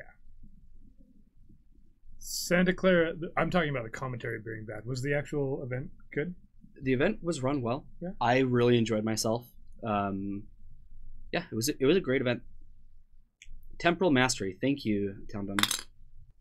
How many side events did you do? I did okay, so I did the main event, I did a sealed team PTQ, and I did 2 legacy side events. Sealed team PTQ. Cool. Yeah. It was a great time, and I ate like a king. Oh yeah? Not kidding. I had no idea what I was getting myself into, but Brian, that guy knows how to live. Just saying. He knows how to eat when he's traveling. Anthony says he thought the commentary was as good as I've seen better commentating from the WotC crew. Chris Van Meter, you didn't like Chris Van Meter? Yeah, he's not a good commentator. He's a great player. Yep. But not everybody's both. Did you get an awesome prize from the prize wall? Yeah, I got a oh my goodness, it's a containment priest, but it's the special containment priest. The invocation. Containment priest. And I got like a box of standard boosters that I'm giving to the store.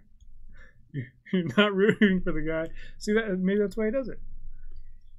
Samsterlicious. I actually haven't seen you in chat before. Yeah, welcome in. Welcome. I like it.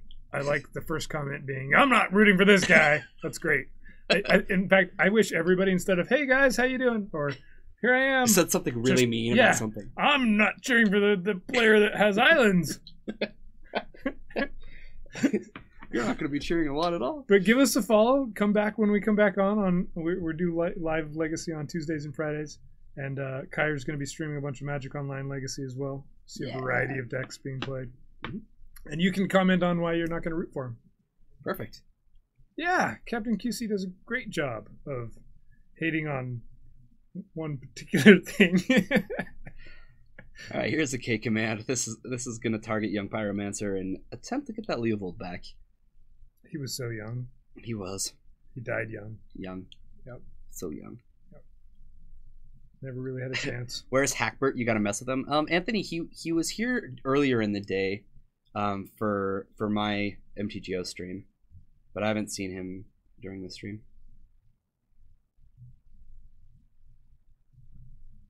See, Side Norna knows how it's done. Yep. I don't play like Islands and Legacy. Mm-hmm. I play Nyx Fit. I don't play Islands either. I just have Volcanics and Undergrounds and Tropicals, and I don't think I have a basic island. I should, because I'm playing against you and Heckin' Veteran Explorer. Heckin' Hackbert. He's heckin' rare. Elves? Some number of beers in. Oh yeah, Elves is fantastic, say Norna. Oh look, a miracle card. It's gonna deal 5 damage to something. Thunderous Wrath. Thunderous Wrath. For 1 little red mana, it is going to put Terry to 11 life. Way better with a Vile Smasher in play. Much better. It would have dealt 11 damage. This deck is neat. I don't really like it because I feel like it relies so much on having a Vile Smasher in play, and the card is so fragile. It is. I don't know. There's so many cards. It dies to Doomblade, right? It doesn't actually die to Doomblade. Giovanni. Miracles! it just dies to everything in Legacy. Alright, Lightning Bolt's going to try to take care of this Leovold. Looks like it gets it. The card was drawn.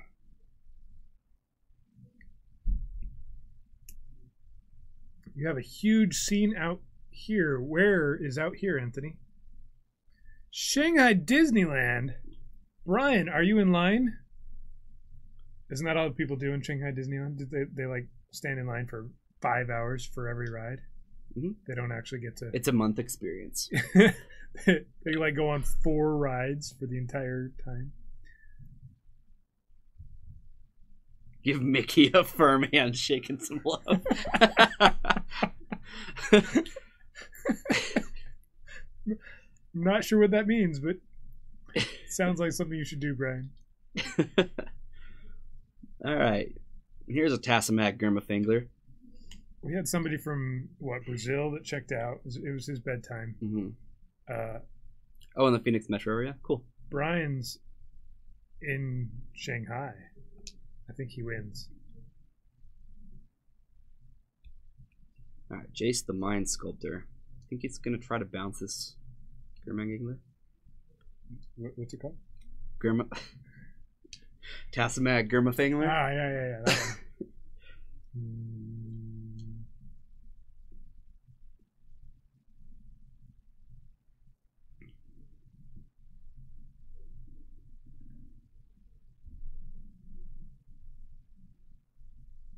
Ooh, that's a way to deal with the Jace. Tassamag Gurmafangler. Ah, Yeah, the fun good puns on old it. Tassamag Gurmafangler.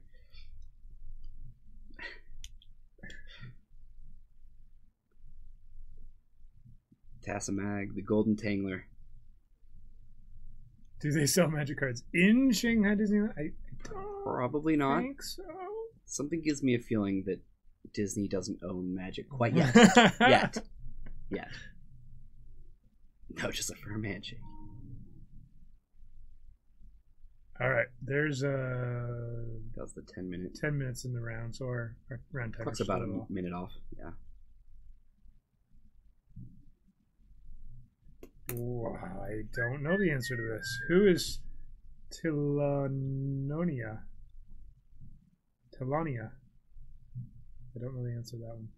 No idea. Some nerd, probably. Type in that with MTG on it.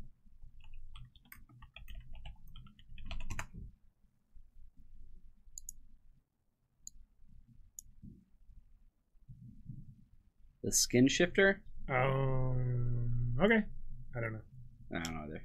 Oh, is she one of the Planeswalkers? Oh. She could be.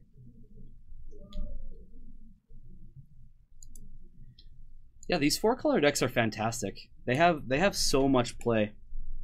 Wasteland decks tend to be pretty mean to them, but because they have some serious greedy mana bases.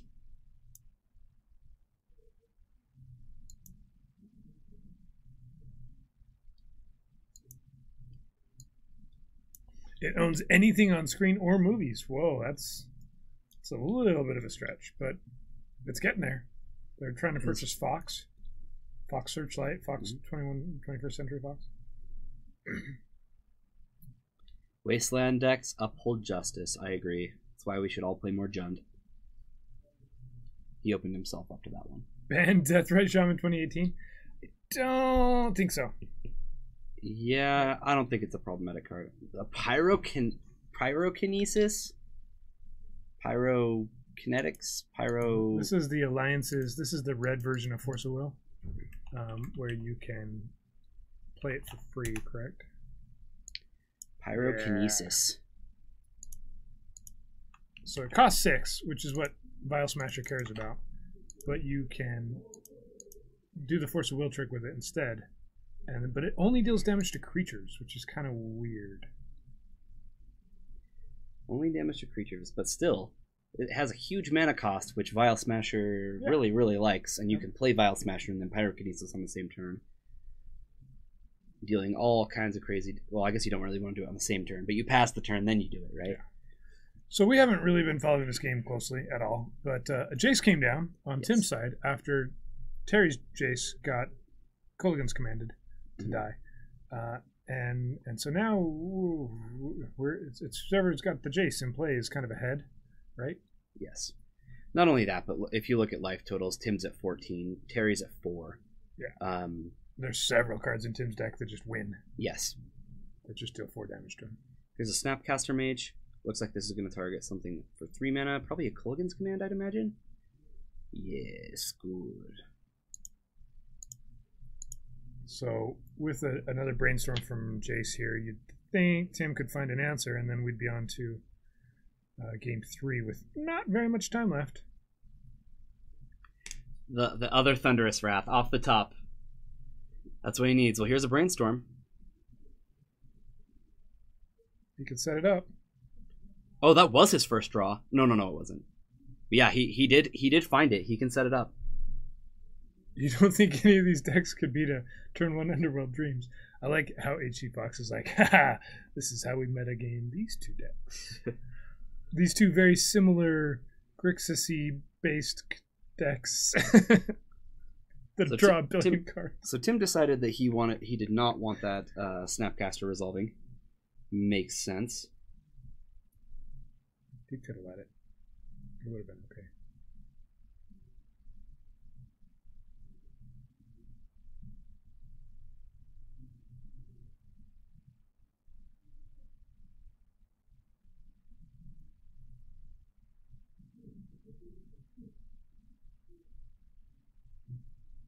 Preemptively ban Chupacabra 2018. Is that what it should be? I think It's going to be Scarab God before Chupacabra ever gets banned. All right. So that would be fascinating. If you were going to ban cards from Standard, what would you ban?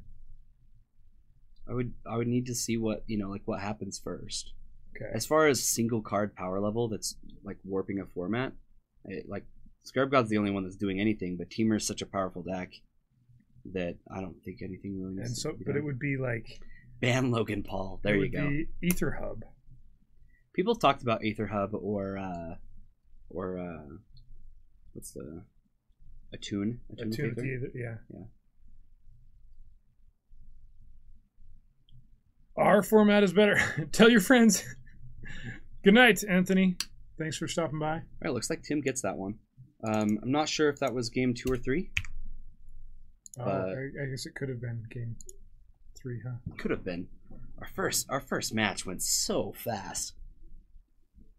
Yeah, I saw it pretty good. Somebody said, I'm excited for all of the tribal decks. Yeah. I'm going to try out the energy tribal deck. See how that does in Standard. Yeah, I think that the Teamer deck in Standard is similar to where Jund was in Modern a couple of years back, where it's a mid-range deck. You cut one card and the deck is still just there. Yeah. And so it's like, okay, well, let's cut this and now Jund in Modern, we've seen what's happened. First they ban, was it Punishing Fire first?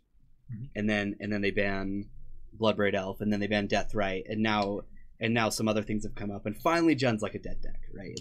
It's not dead, but it's not good. Not the same type of Jund. There's still Death Shadow Jund. So. Yes. But the deck's not really there anymore. Teamer would probably have to have something similar happen to it, where it's like, we need to pluck a couple of cards, and they'd be these. What's hilarious is of that list, Attune, Rogue Refiner, Ether Hub, 2 of those are FNM promo cards. When they still made promo cards, right? So they knew the cards were viable and knew they were just good. one of them. I think just the Aether Hub was. Rogue Refiner was too. Rogue Refiner was a promo card? Yeah, there's a promo Rogue Refiner. Oh, I didn't know that. How about a Fleecebane Lion 2.0? I don't know. Which one's that? I think Bloodbraid Elf would be fantastic in Modern. But that's the thing though, is I can definitely say that card would be good in Modern, 100%. I don't think it'd bust anything, but the card's great. Renegade Rallier. Okay. Oh, Rallier. You said it. No, yeah. Rogue Refiner. Rogue Refiner wasn't. Right.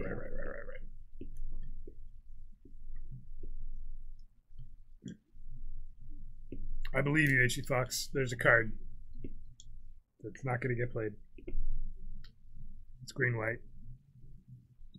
Doesn't go in any of the best decks. Yep, green-white is bad, didn't you know? Still dies to Chupacabra. Yep, Chupacabra just comes in, takes care of it.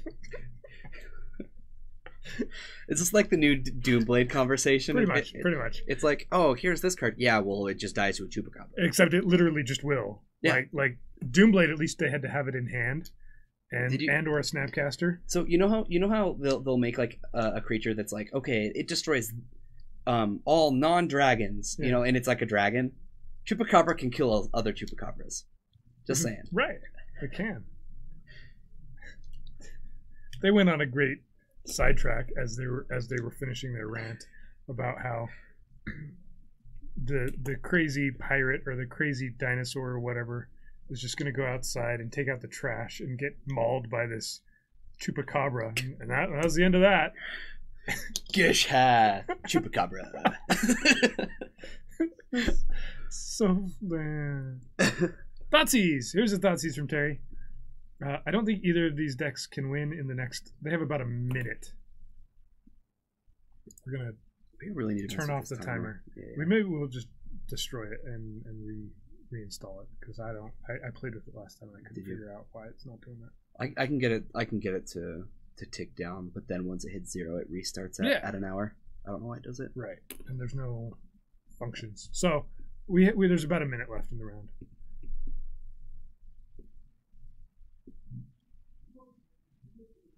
Yeah, Giant Dino, Chupacabra. Exactly. Everyone knows. It's one of those like who would win books. The Chupacabra wins versus everything. Can't beat Carnage Tyrant. Okay. Beaten. There's a thing that. Yep. There's a thing. Yep. Great. So glad there's a thing.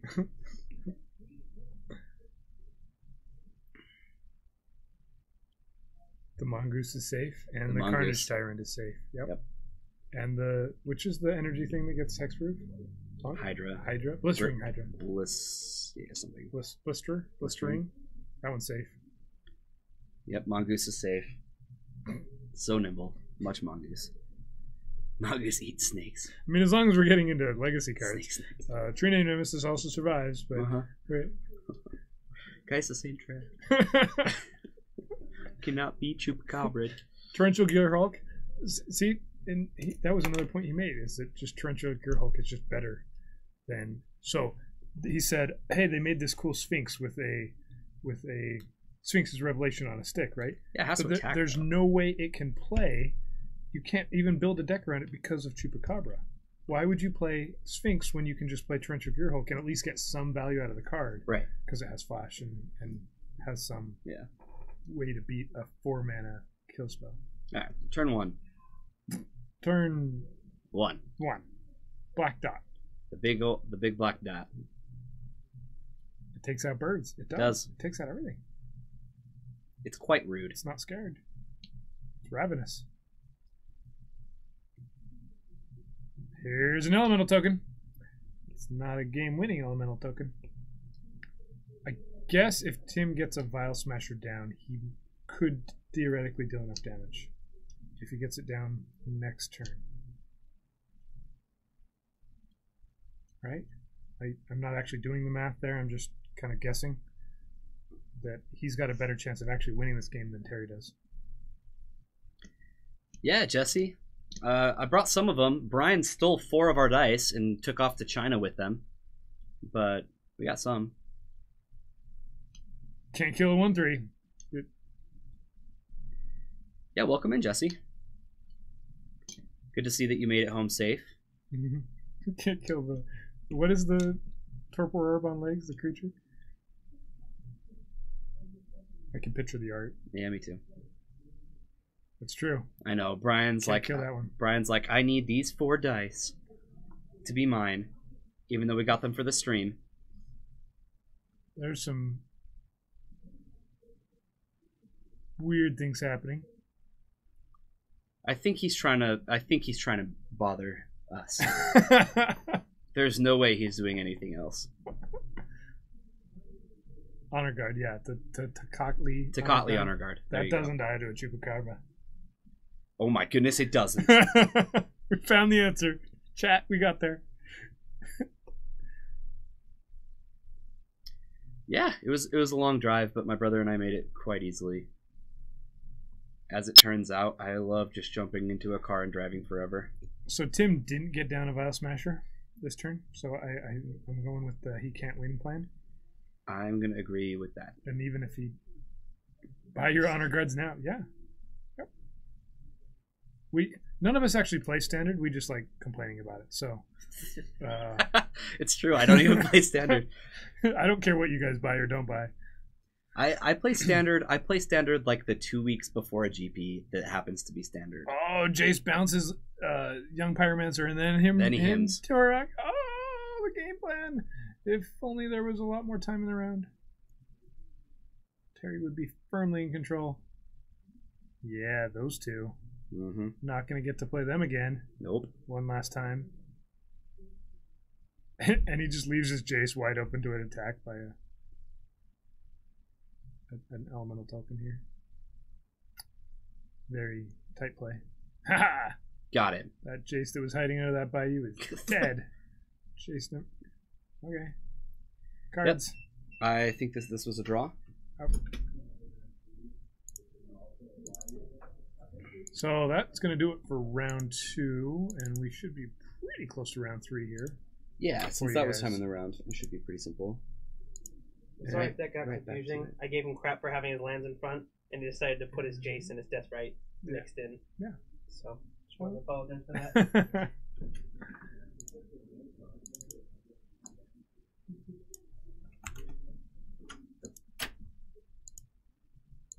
Told you he was trolling us. Yeah.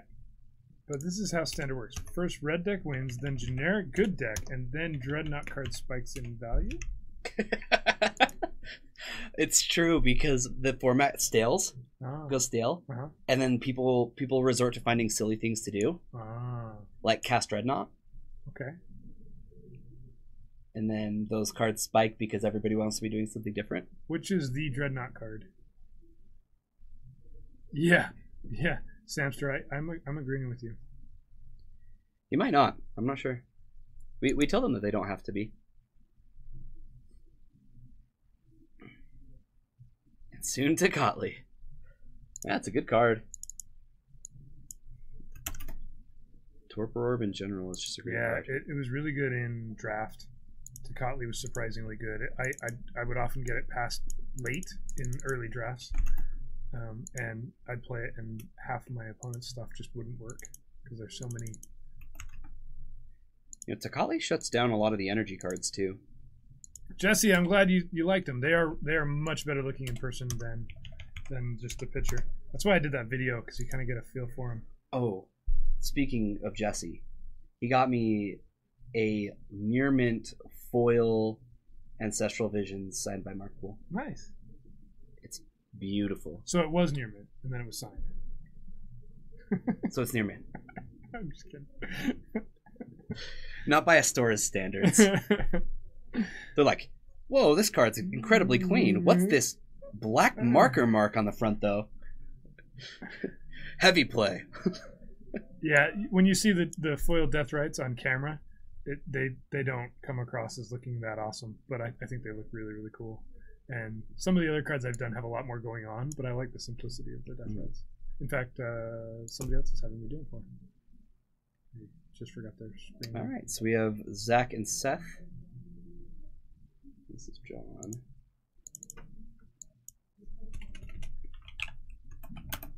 Still don't know what John's on. Look at that. Pairings are up just like that. It's fantastic. We go from round 2 to round 3. That's how it should work. So. I feel like I'm in a league. It just starts right back up. Yeah. Fantastic. Mark Poole's a pretty cool guy too. I got a chance to chat with him for a little while. If you go to a GP and some guys are signing cards, I always feel bad saying anything to an artist because there's such a long line and there's people waiting. I agree. And it's like you don't really get a chance to talk. But we had a bunch of artists here for Comic-Con, Salt Lake Comic-Con, and of course there was like no one at any of their tables. Yeah. So I just kind of hung around and chatted with some of them about nothing, but it was nice. I felt like I had a chance to actually get to know them a little bit. Right. Welcome to the pool party. I now know which ones that were here are really nice and which ones are total jerks. There you go. Who's the total jerk? Whoa. That laugh was so good it moved the whole screen. It was really good. Except you guys didn't see it because it moved the other screen. Yeah, I forgot to lock it. Should do that now. A little bit more. Boop. What way?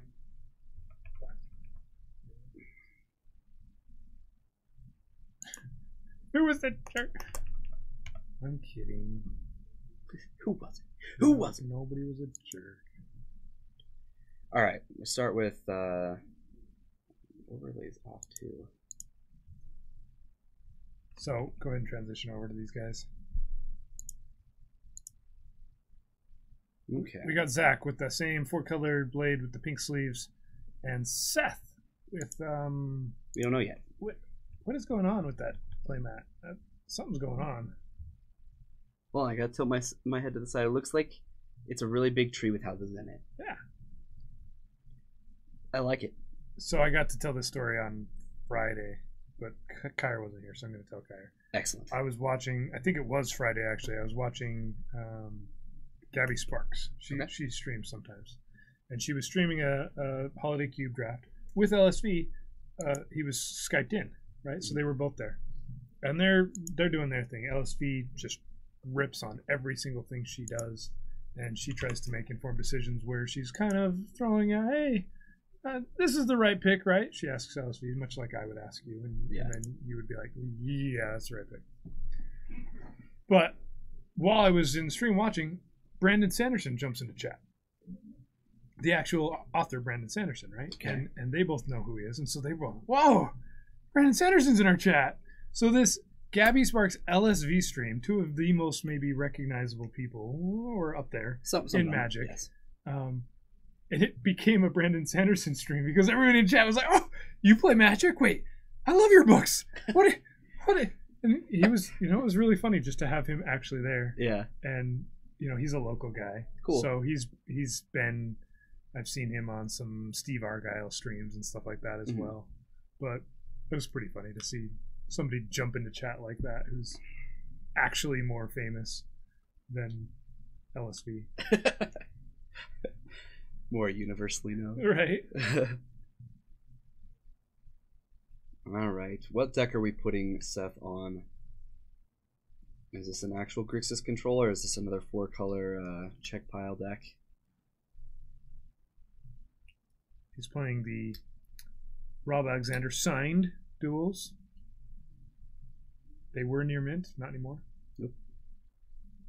He's got, Alexander has so many different signatures that every single card, I swear, is different. Yeah, he totally did.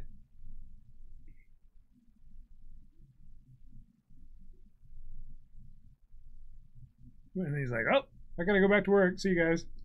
And everybody's like, what? Wait, no, come back. I had questions. I want to tell you how cool you are. That was me, actually. Oh. I did that. I was the one doing that. Oh, that was it. I missed my chance. Baby, come back. All right, Stoneforge Mystic. Looks like a 4-color, greedy 4-color. Wow. We got a Force of Will. This is going to pitch a Snapcaster Mage. No more Stoneforge Mysticking for you. That'll show him who's boss. Mm-hmm. Well, I guess. This looks like a Wasteland turn. Yeah. Let's Wasteland this thing. Take him off white. Yep. This is going to target Tundra.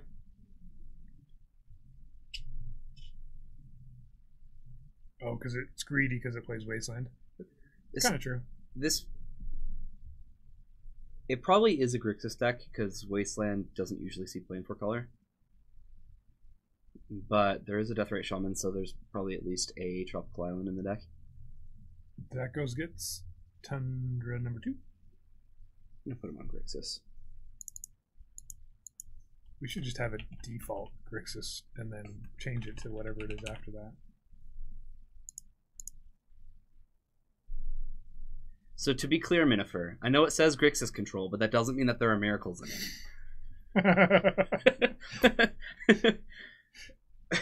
Here's Stoneforge Mystic number 2. Seth does not have a Force of Will for it this time.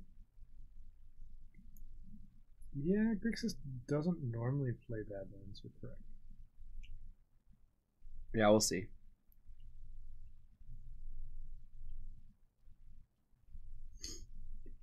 You guys know me. I'll change the deck name like 3 times throughout the match. Yeah. Until we actually know what's going on. The Stoneforge Mystic is going to fatally be pushed over. Knocked right over. Falling down. Can't get up.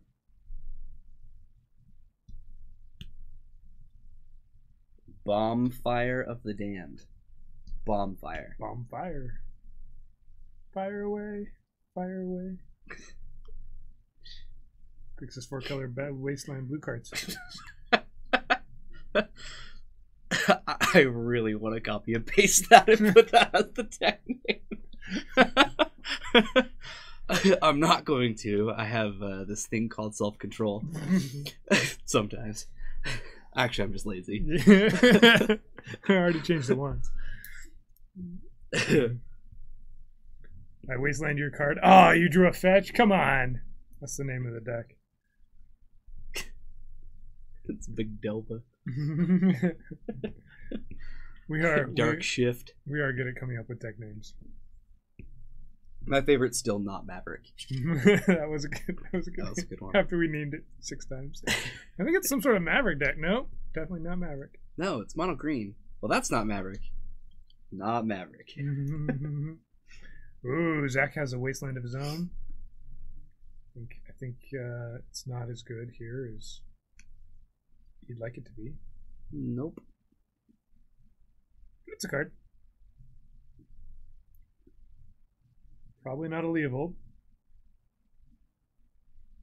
No, this is a blade of some kind. Big Maverick. Dovix, thanks for the follow. Thank you so much for the follow.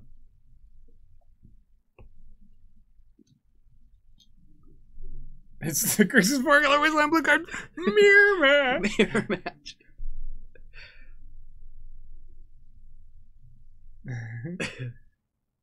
Alright. Targeting Underground Sea here. Looks like we're going to have an activation. Yep. Take 2, Zach. You gotta follow people laugh at your bad joke. Don't worry. We'll always be here to do that. I only laugh at bad jokes. If they're good, I just ignore them. They were called Dredge. They were called Dredge. Yeah, Black Green Miracles is a broken deck. Next time I watch Dredge, I'm going to think of it completely different. Yep. What a miracle what a off miracle. the top. Whoa! He gets to do this broken thing. 6 cards came off the top. What a miracle. Every time a Narcomoeba hits. Toxic Deluge. Man. Oh, that's a card. It's a miracle. Okay, here's the days. Nice try. Keep going. Ooh, Days meets Force of Will. Force of Will meets Days. Zach is down 2 lands and he doesn't care. No. He gets to play land number 2 here. Equip this sword and hit and kill Deathrite. Man. This is brutal. Yeah. Days just beat several Force of Wills. 5 damage. Kill your Deathrite and draw. It was going to die anyway, but this time it died and the game was over. Yeah, that'll do. Yeah. So Zach's definitely setting out Days because it was a horrible card in that matchup. Yeah, terrible. It didn't even win him the game. Yep. He's going to be on the play, or he's going to be on the draw, so it's just an auto. The sword gets equipped and it's over. See? Yeah. Told you. All right. I like it. Oh, and we're on the full shuffle cam. Both. Go ahead and show them how our other matches, so they believe us. They're also shuffling. So they can admire the My Little Pony map. This always happens. We have 2 cameras, 2 tables, 2 matches. They're always sideboarding at the same time. You'd think that enough legacy decks would kind of have a different pace of play. No. The Grip of Faces check. Is that what he failed? Oh man. Poor guy. Yeah. I wonder how many times I've failed that. Probably a lot. I don't even know actually. Good thing Fox isn't constantly a part of your life watching. It would be nice if you just send me a text. Oh, failed the check. I don't even know what Grip of Fire. I know it's from Antiquities. What's the card do? We need to look up this very relevant card here to fully understand the depth of H.C. Fox's pun here. That's right. This is a commander card. Right. I was thinking of Gate to Phyrexia is what I was thinking of. Grip of Phyresis. Gain control of target equipment, then create a 0/0 black germ and attach it. Yep. So good. That's what he failed. Failed the Grip of Phyresis check. Card is awesome. It's holding... I'm just going to show this card. Those of you who don't know it well. Because of the art. Because it's holding a legitimate sort of body and mind. It's a germ, and it's holding a sort of body and I've mind. never noticed that before. It is fantastic. That might be the best art ever. And look at the flavor text. Even your blade knows who will triumph here. Hand it over. That's going in my next legacy deck. Probably not.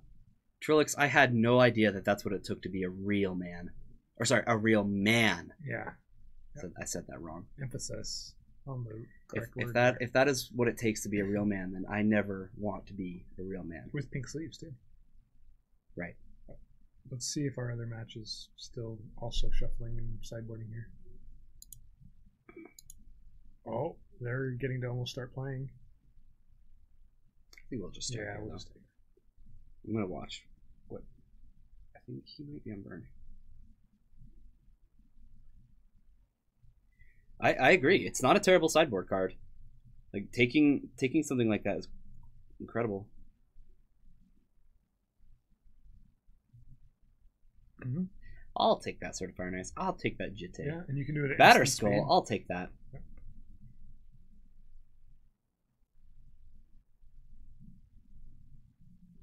Yeah, we don't really want to watch burn. We're gonna watch 4-colored Grixis Wasteland blue cards. Oh, Grixis Wasteland blue 4-colored. I already forgot. What was it called? Grixis 4-color Grixis Wasteland.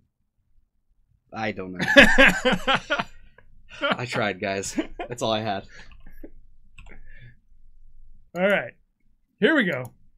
Back to the game. Grip of Phryresis is gone forever. We're never going to see it again. Nope. Does he have Wasteland? Kyra said as he put one into his. Does he have Grixis cards? Does he have... Oh, he's got some green. Whoa, that's a pernicious deed. Yeah. Grixis control, siding, some... It's probably 4-color. It's kind of a weird card to side in. It's 5-color Grixis. What is that to go? It's kind of true. It taps for Stone Rain.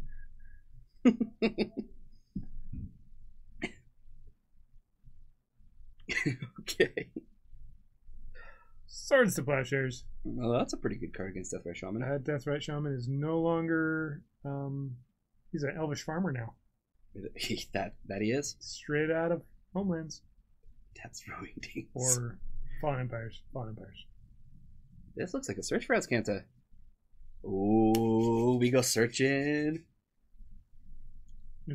It's got a little ways to go, but we might get there. But we're searching. I don't think Zach cares. Yeah, if you didn't counter my Deathrite Shaman dying, my sort of Stoneforge Mystic gets to live.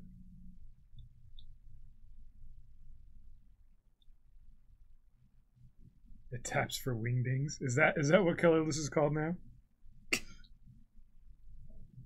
I kind of like that. The Ding Wings. Wingdings being the silly symbols. Yeah.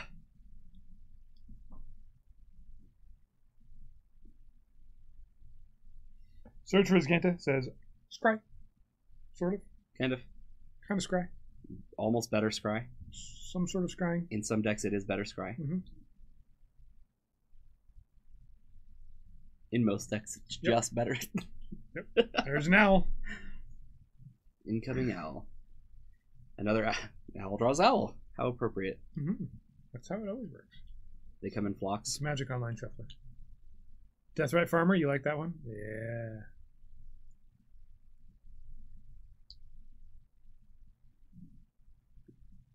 You know, Fox gave us a pretty good quote about Deathrite. And I'm a fan. Which quote is it? 16? I think it's 18. Oh, do we have 18 now? Yeah, we got 17 and 18. Which one was it? Was it 17 or 18? Fox and Ardrug? Just type quote. Actually. There we go. 17. Parliament of Owls coming in? Luck, skill, Deathrite. Paragon City Games. HC Fox explaining magic. Yep. it's simple. I'm kind of my kids are at the age where I'm going to try and start teaching them Magic, and I'm just going to keep saying that over and over again. Luck, skill, death right. Just remember, kids. LSD. Remember, kids. LSD. So there's these luck, skill, death right, and what you do is you tap these luck, skill, death rights, and then you play luck, skill, death right, and then luck, skill, death right. And you just keep lucking, keep skilling, keep death writing. I'm pretty sure they'll get it. I think they will. They're pretty bright. Okay. You know, coming from their father, I just don't know. I'm not biased. You're not? Okay. No. Nope. Well, if they're anything like their father. It'll only take them like 4 years to pick up on the actual game. Man, when I learned Magic, there was all sorts of rules that aren't rules. I had to actually eventually read the rule book and figure things out. I went, wait a minute. You don't draw up to 7 cards every turn? I don't get it. That just makes sense. I was taught. Yeah. I don't know where there wasn't other games to pick up these obscure rules from, but now you know how to play Legacy. There you go. Yeah. Fox just gets it. Alright, so Pernicious Deed cannot crack on 3 or 2 at the moment. The deed seems worse for him. At the moment, it absolutely does. It's kind of a strange card over Toxic Deluge. I think Deluge is just... We gotta Vindicate. Better. Oh. Heck yes. Vindicate Vindicate sees Pernicious play. Deed. That's great. Yep, that Pernicious Deed is really getting blown up. I just overheard him say, "This was supposed to blow up that." Are you sure? Are you sure you're gonna Vindicate? I needed this. This was my game plan, and that's why I cited it in, and you ruined that. Now what am I supposed to do? Oh, the players at this store—they're fantastic.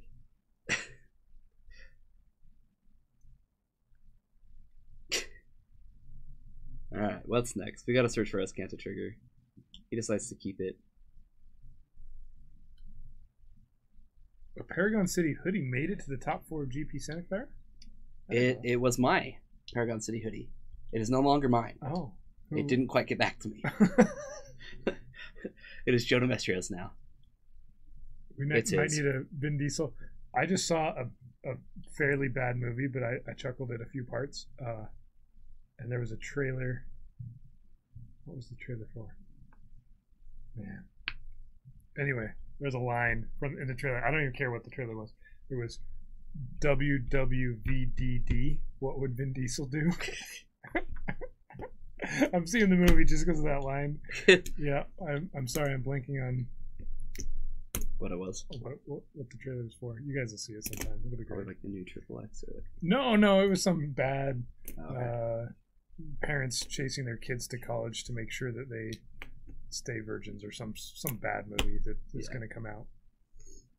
Some bad movie. Worst movie recently? You didn't like Jumanji? I enjoyed it.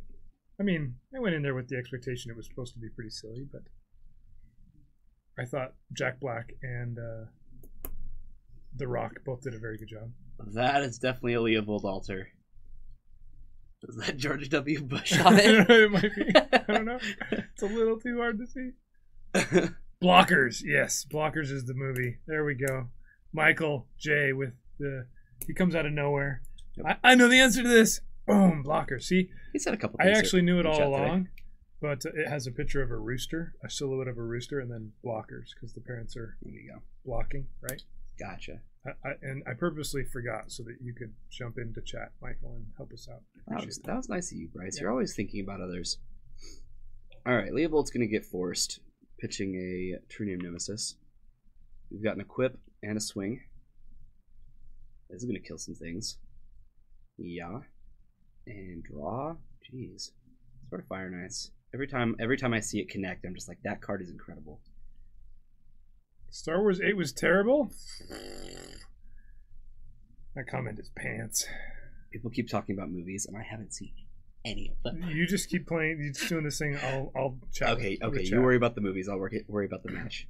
That's a good plan. I enjoyed Star Wars 8 more than Jumanji. Me too. You see, Just says, I haven't seen any of these movies. I wanted to be included. Oh, okay. I quite enjoyed Star Wars Episode 8. I thought it was great.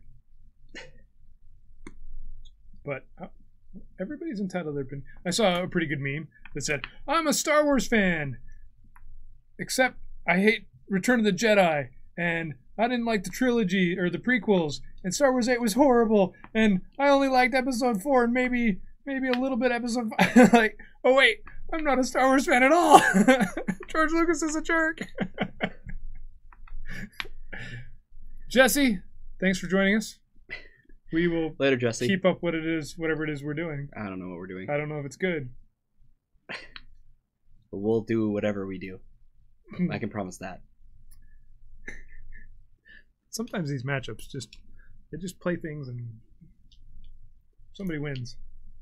You know, this is still in a spot where either player can win. As Kanta's flipping. Wait, chat. We found it. Where is it? We found it. Search is over. Thank goodness. Dumb creatures keep taking over legacy. Nah. If that ruined the movie for you, you've got some high expectations. The little porgs, they didn't take over the movie. Whoa, we're finding it backwards? Found it on the left. Yeah, Big Red Joe. Big Red Joe knows. He comes running. We found it. He was in the other room and he's like, wait! Spam found it! Spam found it! Help! Nobody else has done it yet! Seth played that turn 2 and finally flipped it here on turn 9, where we're at. It took him a little while since the first card got exiled. He's really flipped the corner. Yeah, he sure has.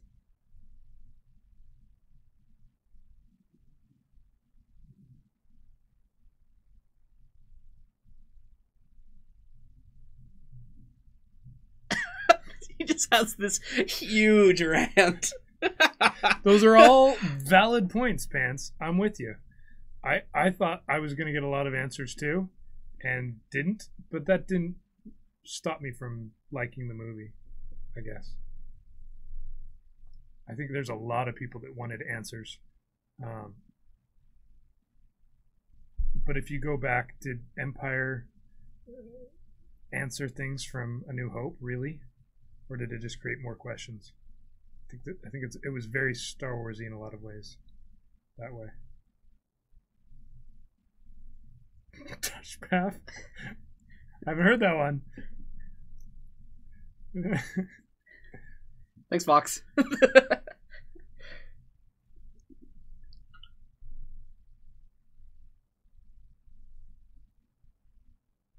In a lot of ways, yeah. Pants.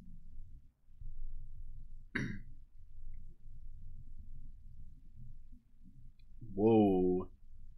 That's a Gideon.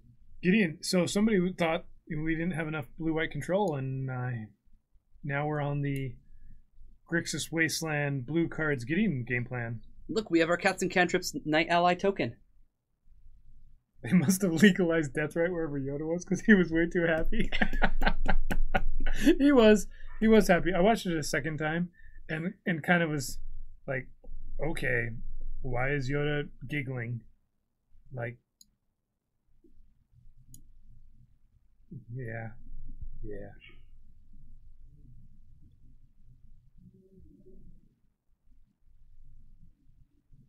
Seriously, Search is great. Literally, Search for Azcanta single-handedly made us our first emoticon for subs. Yep. And it's found it. Every time it flips, we all go found it. It's fantastic. And the card is just amazing.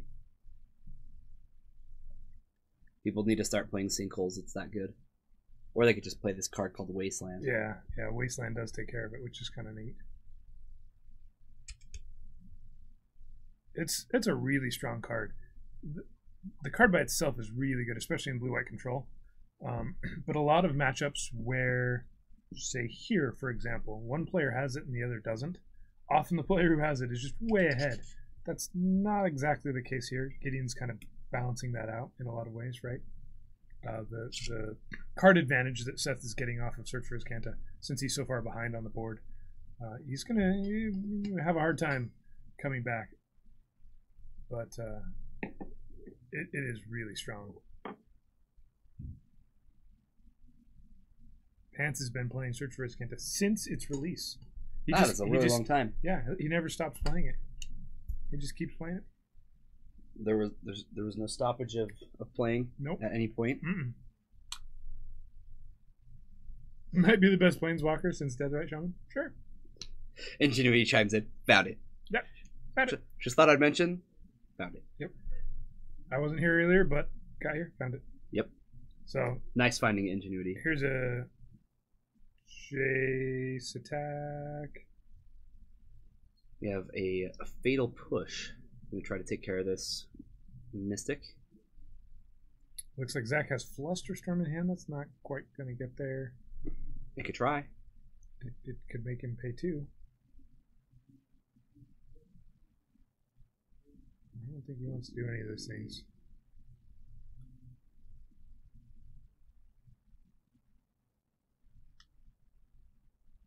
Okay. Here's a game plan. Swords to Plowshare is his own noble hierarch, so that Flusterstorm does get there. Okay. I like it. Oh, because he had played something else that turn as well. Huh? I still think Seth could have paid for it. All right, Pants. Thanks for joining us.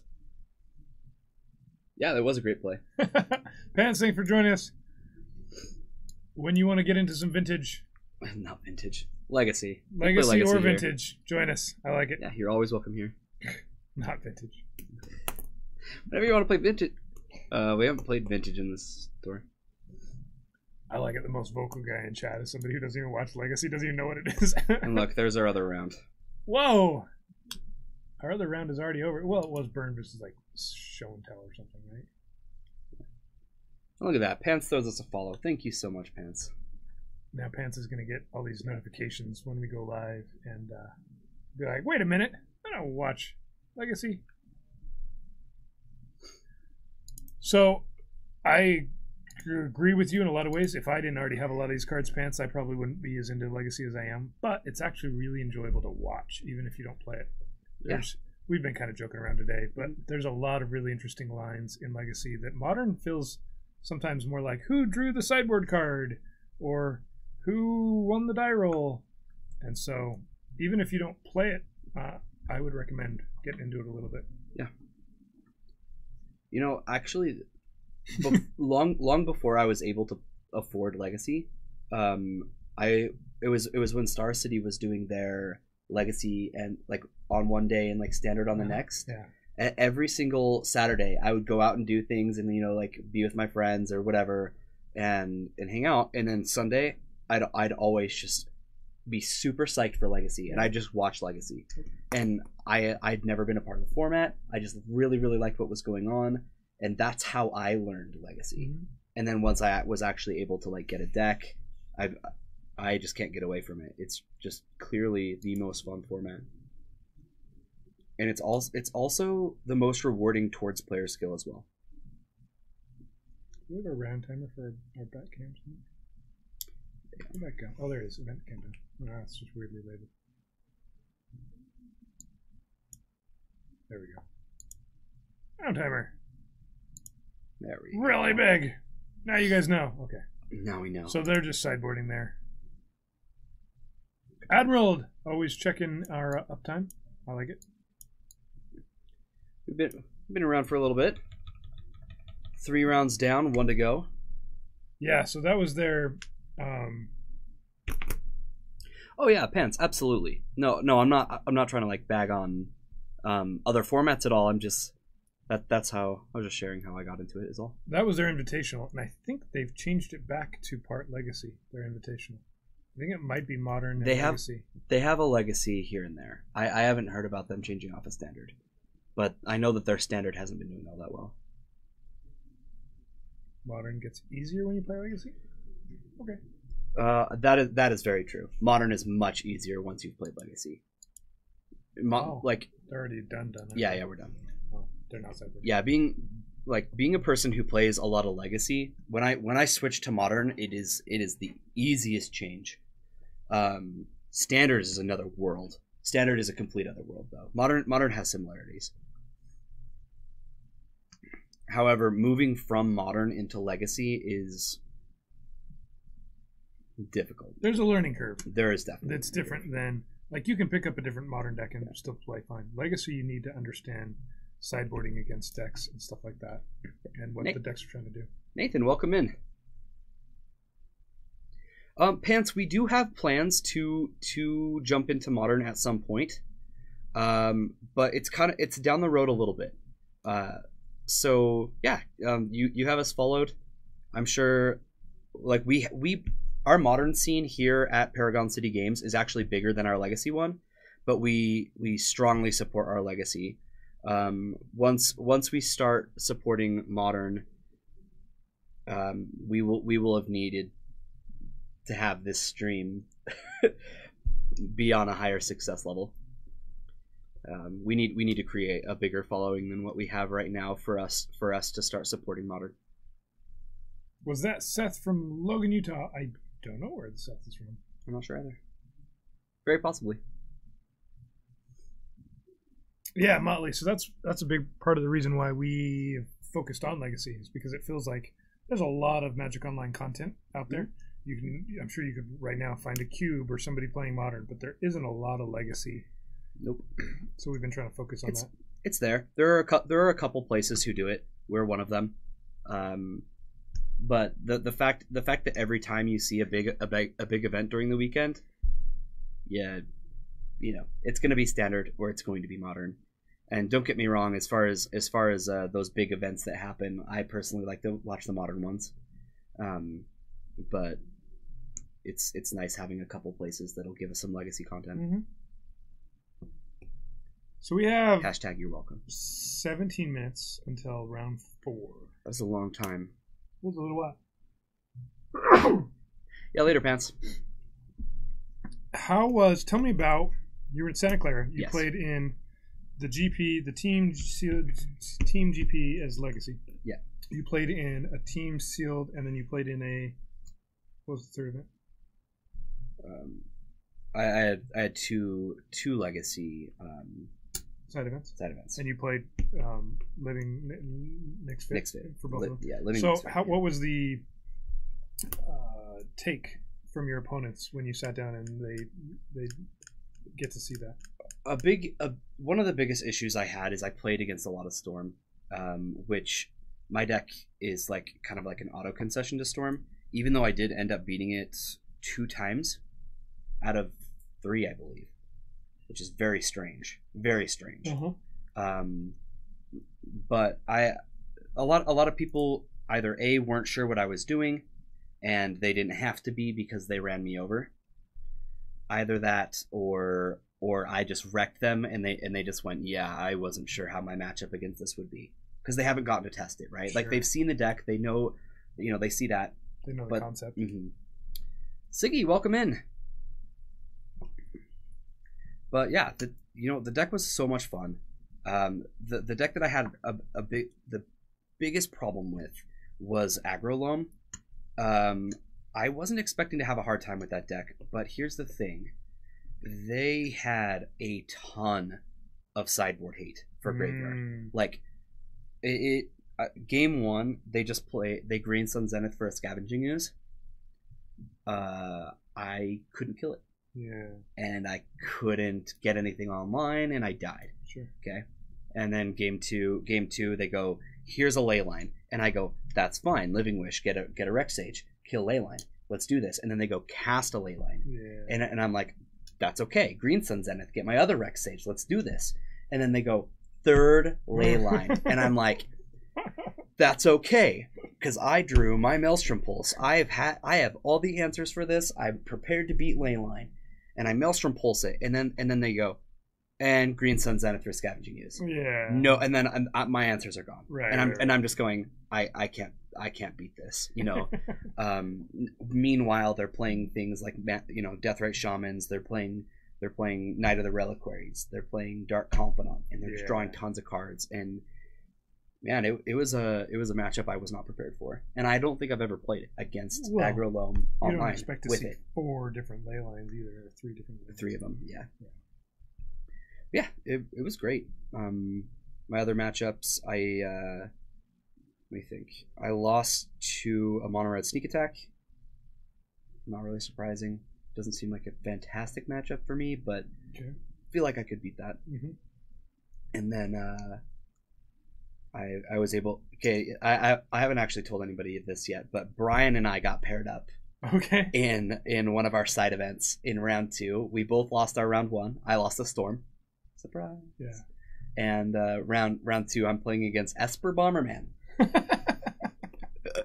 It was probably the most fun round of Magic I have ever played, and my brother got to sit and watch us play the whole time, and people are gathering around watching Nick's Fit versus Esper Bomberman, and everybody's like, no, keep going, like I want to see what's gonna happen, like, oh, it was so much fun. I ended up beating Brian. As it turns out, I'm one of the few people in that room who actually knew what Bomberman was doing and how to interact with it. Right. So Leylines came in, stopped his graveyard. Yeah. Good stuff. That's cool. It was a blast. I like that you traveled 10 hours to another state to play in a GP on the same team, and then you played in a side event and got paired against each other. Yeah, Brian and I played Magic with each other all day. for 2 days straight, for sure. That's great. And then our team PTQ went well. We could have done better. We had some unfortunate draws in like a situation where like I won my round, Brian lost his, and my brother's like, okay, keep good hand, rip 5 lands off the top, and dies, and and and that was his game 3, and we were just like, right, what can you do? Yeah. And we were very close to a 4-1 in that, like right out of top 8 contention. Sure. So Cool. Almost. It was down to that last game. It was brutal. Did anybody down there see you guys and meet you by being Paragon, by knowing, by recognizing? I had a couple people that I played against that had heard about Paragon City Games or were aware of the Knicks Fit deck and our association with it, but shuffle better next time. Fox, get out of here. But I didn't actually meet anybody who was like, oh hey, Kyer. It's fine. Mm-hmm. Mm-hmm. I don't really think of myself as somebody who needs to be known. So no, but Brian seems to know several people in the community, and there are some people in California that watch us. Yeah. I met what is his last name? Dang it, Steve Rubin, or what is his name? Rubin. Rubin's his last name. Somebody help me out. Okay. But anyway, Brian and I were telling him about the Knicks Fit deck, and don't fight Storm, and he's like, oh, this is really cool.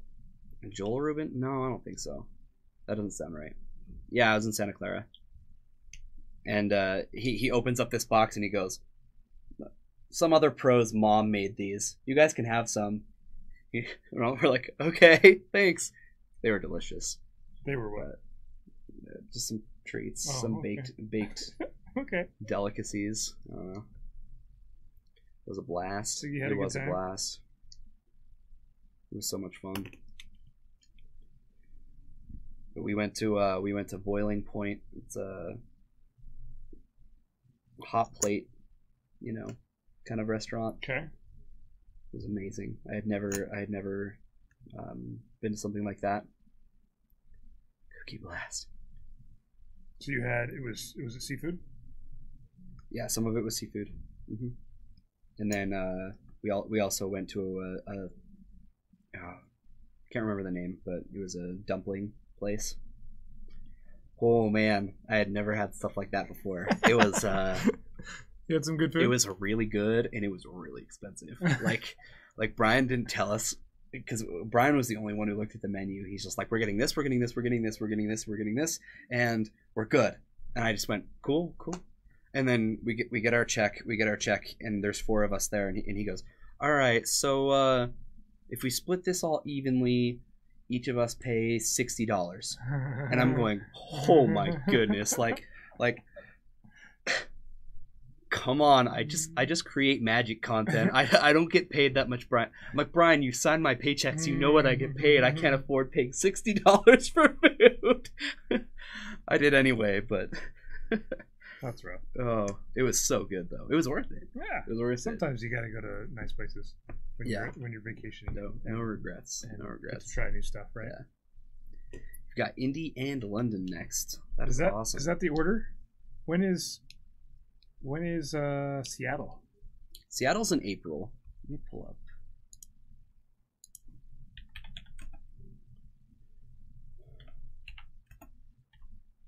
The Grand Prix schedule. We'll look at it so you guys don't have to.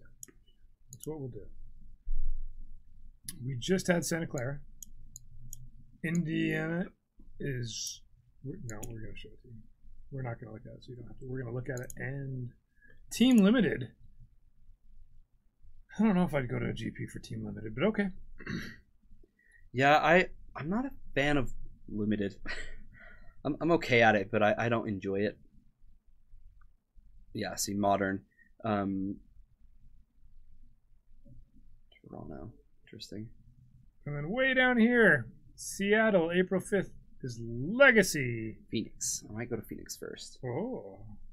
Might go to Phoenix. And you're definitely going to Seattle? Definitely going. Yes, Brian and I are for sure going to Seattle. Cool. I might make it up there as well. I'm not sure. That would be amazing. Fox, you're going to be in Seattle, right? And when I go, if I go to Phoenix, Ardrog will be there, right? Ardrog can house me. There you go. You're gonna crash at Jorgensen's place. Several in our chat will be in Seattle for Legacy, because the Legacy GP is worth going to. Now you just need to decide on a deck. It's tough. There are exactly. He said it before I could. There are so many decks. There are so many good decks.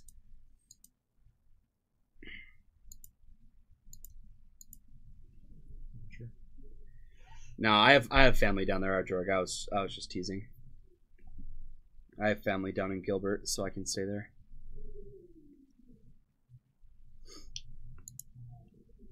Our keep looking.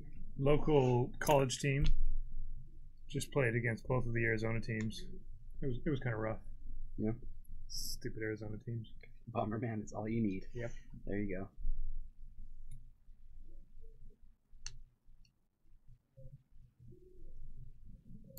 What else is coming up? What else? Yeah, Vegas. Modern and limited. I will definitely be in Vegas in June. When is Masters 25? It's early in the year, right? It's not in the summer.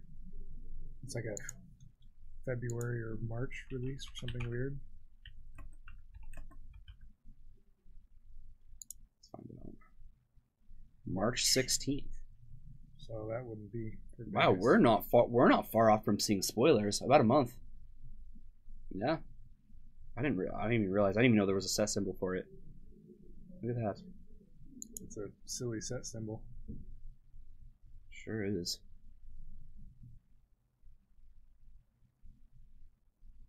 Looking forward to London and Toronto. Toronto's in May. More team trios, hopefully with better coverage. Yeah. Ready? Water. That's a classic symbol. Iconic even. You might even call it iconic.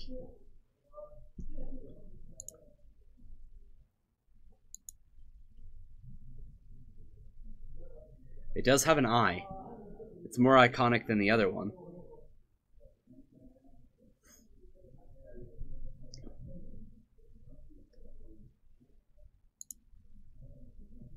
No, it looks like there's all sorts of stuff. Like I might be able to go to I might even be able to go to 5 GPs this year. which would be fun.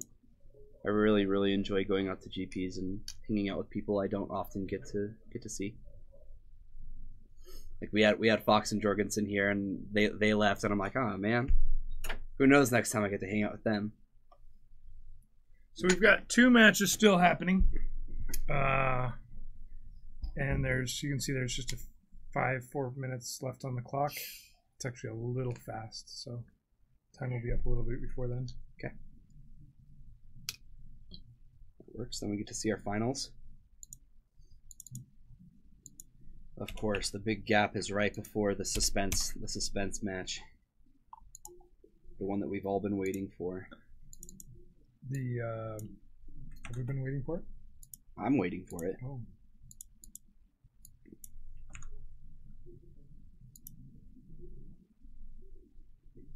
Does anybody know what formats Denver and Portland are going to be this year?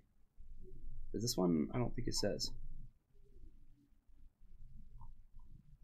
It just has the first part of the year. Up through June. Classic Magic M inside of a circle. That's not what the Google says. It has a silly eye wave thing for it. That's not. Yeah, look at this. This is what the wiki says. It's got to be wrong. Probably. What if you click here? I did. It didn't show any symbol. Oh. Look at that. Can't wait to get that magic. Wouldn't that be cool if it was just a black box? Just black. No, I participated in a one of those surveys once upon a time where they show you things. I can't tell you what they show you, but one of my comments was, I don't care what's on the packaging. You could have the boosters be white and it wouldn't matter. I know everything that's in them. I'm not going to buy or not buy it based off of the packaging. I know that that's not. See, I thought it was this. The 25 with the Planeswalker symbol. It shows that symbol on the one that you just sent over. You think that was going to be the symbol? That's the logo for it, but I don't know if that's going to be the symbol. It's right there. Here's this. That symbol M with the circle. Oh, really? Okay. That'll be weird because that's actually already on cards. Yeah, isn't it on like some of the, or what was it? It's like a weird dual deck or something that has. No, it was the arena, not Magic Arena. Duels of the Planeswalker cards. Yeah. Weren't there some of those? Oh, There's like a basic swamp that's from an actual deck that has that logo. Yeah.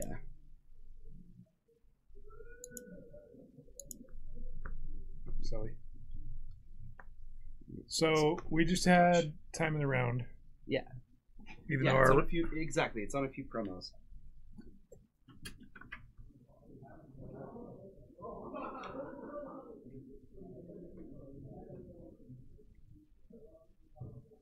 Brian's going to correct the playmat layout, get that all cleaned up.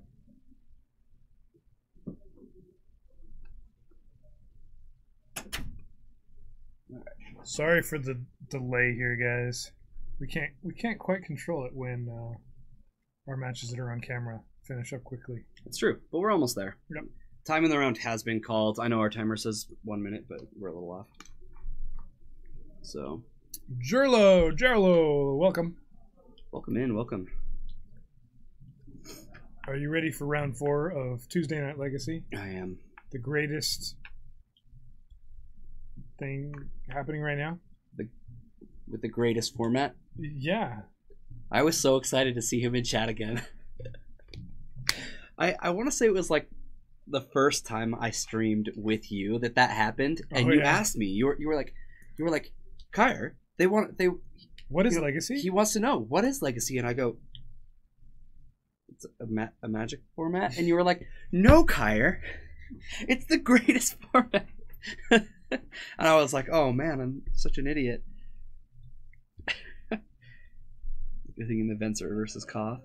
Yeah, so for those of you who don't know, Crimson Viper, who was in our chat earlier tonight, he jumps in and he says, what is Legacy, right? So months ago when we very first started streaming. Probably like 6-7 months ago. No, even before. Yeah, even before right, that. Yeah, so we started streaming back in April, I think. And we had Crypt Viper comes in and says, "Hey, what is Legacy?" And I start going off about, okay, so Legacy is a format, and I start explaining the differences between it and Modern versus Standard, and trying to explain it to somebody who makes it sound like they've never heard of the term Legacy before and have no idea what they're. And then at the very end of my 3-minute long spiel, he says, "Wrong. It's the greatest format." Oh, what? Look at that. Jorgensen says our 1-year stream anniversary is coming up. Getting close. I think it was. Wow. I'll have to ask Brian when we actually started. Yeah, Big Rip Joe. You know what? There are a lot of good options for getting legacy decks. For instance, if you have friends who have the cards, I'm sure they'd be willing to lend you a deck. Like people around here, people have multiple decks. Not only that, but there are good options like where you can rent decks, like Mana Traders. Mm-hmm. You can actually select what you'd like to rent. You know, they'll charge you, but it's so much easier than just buying the cards. Yep. I'm not sure what the cost is like for renting. No, I haven't looked at the cost. Paper deck, but I'm sure it's more affordable than buying them. So it looks like our finals is Sneak and Show versus 4-color, right?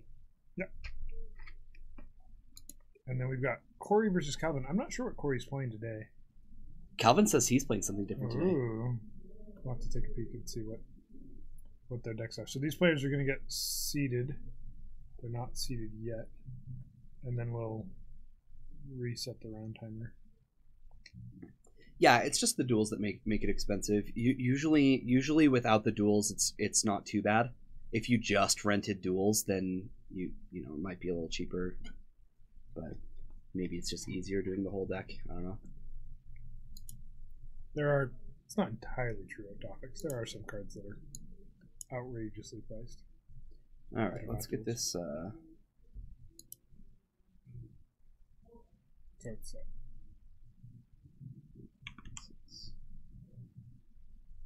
There we go. That's right. That's right. Yeah. Oh, yeah. All right, who do we have sitting down places? Here's Terry.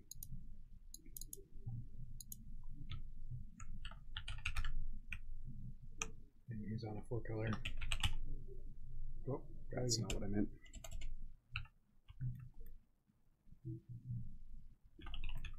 Yeah, Sneak and Show is a deck that's much of the cards are pretty affordable, and then there's just a couple cards that are very expensive. When was the last time you saw Chains of Mephistopheles?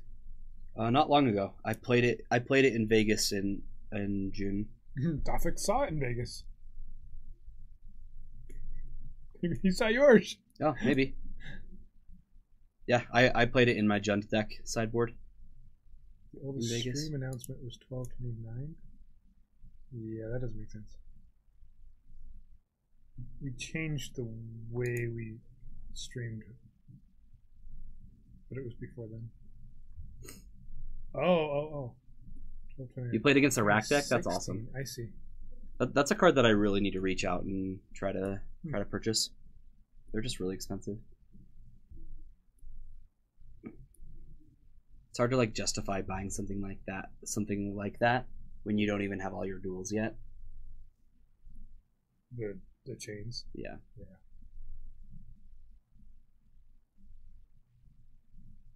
Yeah, Forces became more affordable when they reprinted them in Eternal Masters. They dropped down from they saw a high of right around $110, $100, and then they set around $90 for quite a while. Now they're down to $60, which is and so a beat up one that is less than that, and people have extras. That's kind of the difference.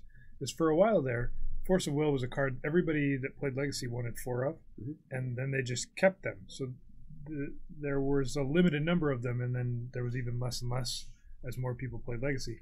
And then suddenly Eternal Masters gets printed, and all these Legacy players want to draft Legacy or Eternal Masters, whatever, and suddenly every Force of Will that they open is just an extra that added to the market.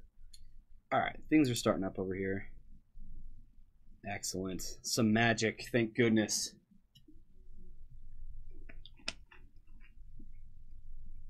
Looks like we're going to hide a couple of cards from Gitaxian Probe. Not a bad idea.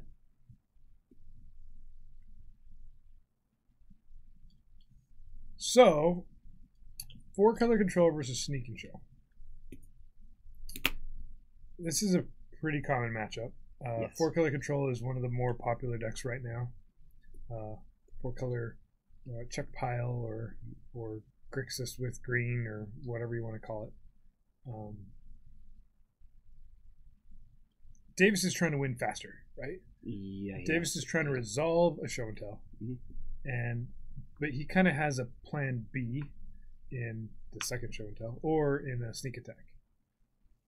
Yeah, Simone, at the bottom of your screen there, it'll show round 4.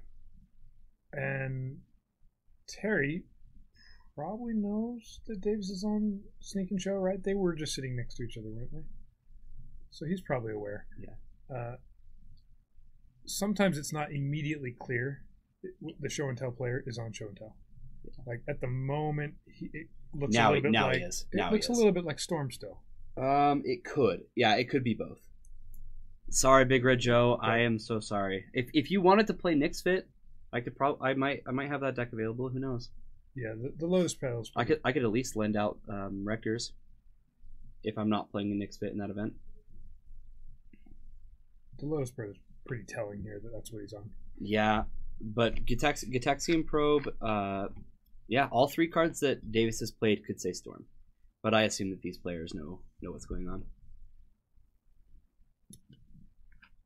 And you kind of play around them similarly if you're in a 4-color build or a control build or a mid-range build. You're often going to realize you need to keep up some sort of counter magic for something, right? Yes. As soon as you see a Lotus Petal, you know that there's going to be an Infernal Tutor or a Show and Tell, and being able to play around that is good. And that Fatal Push is just a completely dead card in Terry's hand. So here's a Brainstorm. Yeah, he'd really like to just get rid of it with this Brainstorm. We see a Force of Will in Terry's hand already. Not one of the 3 cards he just drew.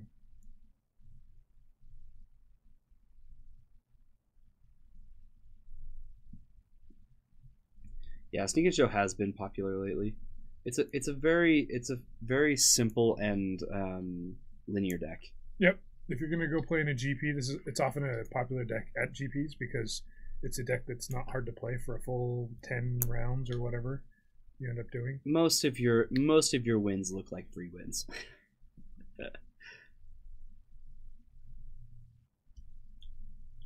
So, Big Red Joe, or whoever else was asking about Nyx Fit. Was it Joe? It was Joe. Even though Rectors have spiked, they're not that expensive. Like they're double the price. Right, but if you start comparing it to other cards you need for finishing other decks, City of Traders are way more, or Blue Duels are way more. Yeah, Rectors are about 50 apiece. They were 25. So. Yeah. So it's not like they became unaffordable though. All right. Let's see if Terry's 1 Force of Will is going to be good enough to stop Davis. It usually isn't, but it depends, you know. So Davis, if he had a show and tell, he could have played it last turn, but by waiting, it gives him an out of just another piece of counter magic, whether it's a Flusterstorm or whatever else. And he was in no rush, right? I think that's a hard thing to do, is at least if you're a new player, to not be like, I'm immediately going to play this thing. No. You're playing against the mid-range control. You've got some time. All right, Baleful Strix will get pitched to Force of Will, and that's just going to resolve. Wow. So he didn't have... Oh, Big Red Joe. See, that's the rough thing then. There are only 4 duels in the deck, but Bayous are still like 200 apiece. Much cheaper if you're going to than Blue Duels, but still, that's a pretty decently sized price tag. Mm-hmm. 2 Bayous, 1 Scrubland, 1 Savannah. Then you're at $1,000 for the deck to finish the deck.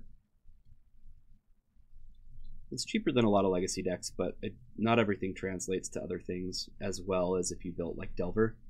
When you build Delver, man, a lot of those cards just transfer to other decks.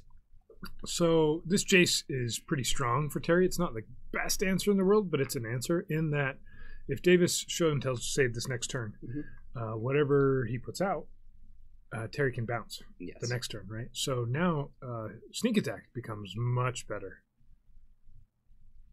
And there are more than 6 permanents on the board. It is relevant. Although he could start Legacy with Blue Red Delver. I think that is a great choice to start Legacy. In fact, Ingenuity, I would even say that is the strongest choice to start Legacy. Okay. One of them. Here's a Grizzlebrand.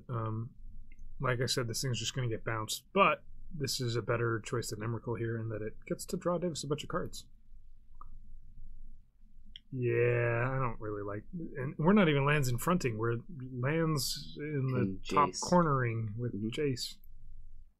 Pretty silly. Yeah, Terry has always played with his cards like this. It's not too hard to follow. Doffix, I think that the Blue-Red Delver is actually a pretty popular Legacy deck in Japan right now. Yeah, it's one of the best. It's seeing a chunk of their metagame. And for some reason, I kind of expect that Japanese Legacy players know what they're doing better than everyone else's Legacy players. I don't know if that's true or not, but there's some weird... It's just a different meta. I just figured they thought things through more than anyone else. I don't know. I guess I'm... What's the opposite of racist? When a certain race of people, you just think they're better than everyone else at something. There is a word for that. I can't think of it right now.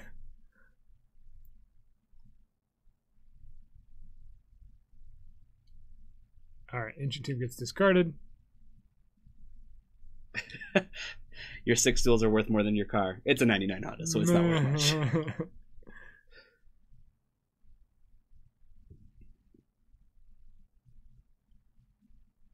I don't know if my duels are worth more than the car. I don't think so. They're probably pretty close though.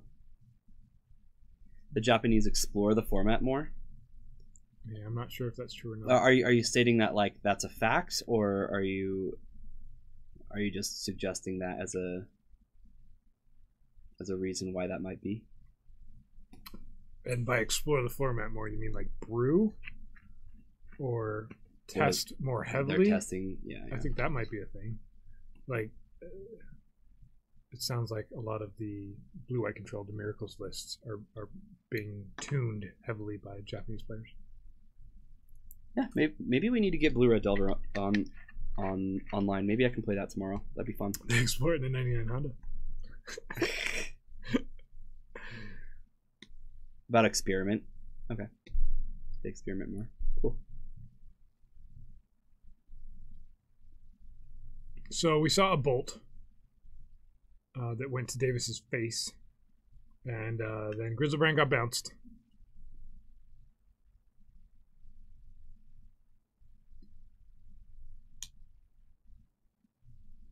Yeah, the Japanese definitely do have their own meta. I want to say I stated something pretty similar to that a second ago. It's just different. Yeah. I think you said that. I think I said that. Yeah. Simone coming in from Facebook. Right on. Awesome. Way to jump into the Facebook chat.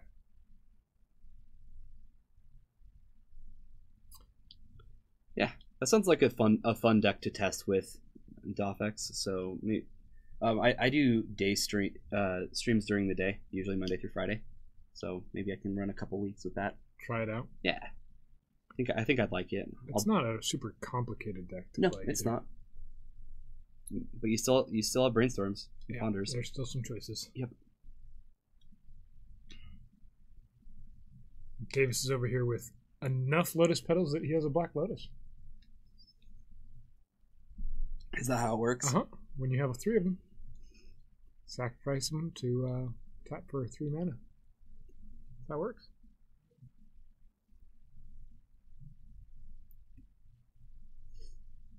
There's a sneak attack.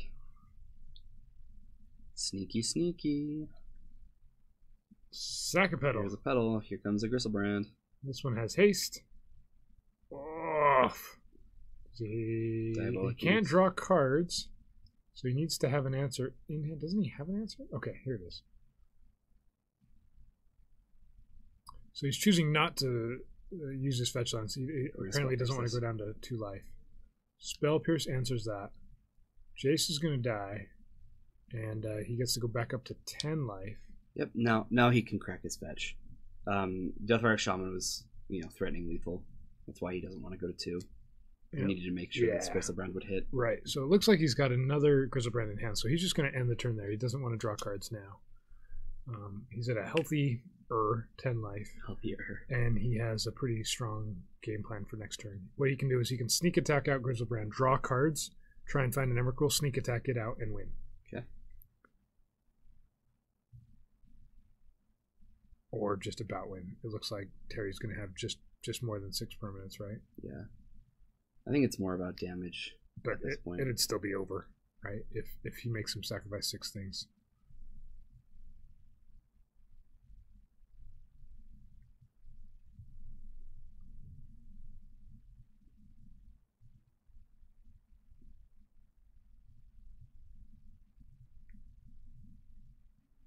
Terry's already used his 1 edict, sacrifice effect. Mm-hmm. He probably just has the 1. I know that more people are using the card nowadays. He's just going to put it into play attacking. He didn't like my idea. I guess that would have put him at 2, and then Deathrite would have killed him, huh? So it doesn't work when you're at 9 instead of 10. Right.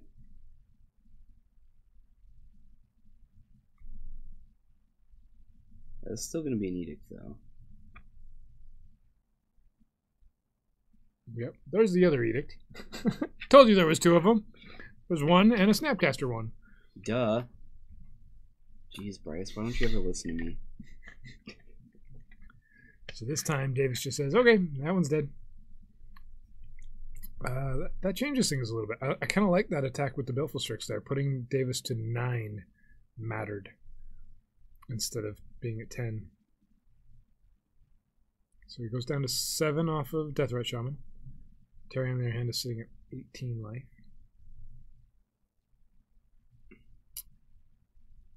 Kind of surprised Davis didn't just ponder there at the end of turn, but okay.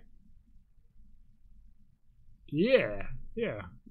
Why not use his mana to ponder even just period just to try to find something? Yep. I guess it's not. I don't know. It just seems odd to me. And ponder plus stack with a fetch land, like there's. Now he's got to do it this turn. I don't think if he finds Emrakul, it's just a straight up win. He gets to keep land plus death, right?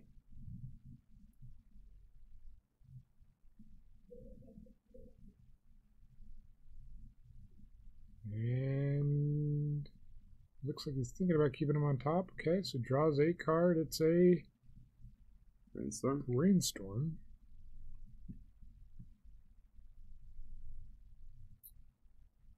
I maybe would have shuffled first unless those cards were amazing. He felt like digging 1 card deeper would be better than the blind draw. I don't know. Okay. Down to something. That's pretty good. Swing for 7. Puts him to 11. He's got Spell Pierce, Sneak Attack in hand. So now the question is, does he want to draw 7 cards? And the answer is no. So Griselbrand gets it sacrificed. Interesting. I feel like I would have sneak attacked, paid the 7, tried to find an Emrakul right there, and tried. He has the polluted delta. Why not? But, it's kind of a Hail Mary, but well, you couldn't pay the 7 until after damage, right? Oh yeah, he was at 4. You're right. Yeah. And that for some reason I thought he was higher. Then he would have just lost. So that's why he had the best turn. My bad.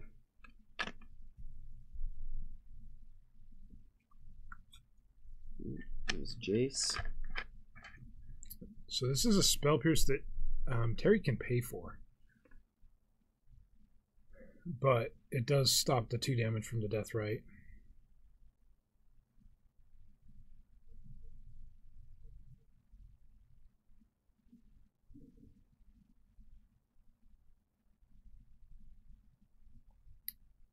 So he's going to exile land from the graveyard, pay for the Spell Pierce. Jace comes in. with a Fate Seal. Gets a quick look at Davis's, and that's probably pretty much it. We know Davis's last card in hand is a Sneak Attack. Terry knows what Davis's top card of the library is, and he's at 5 life. That should do it.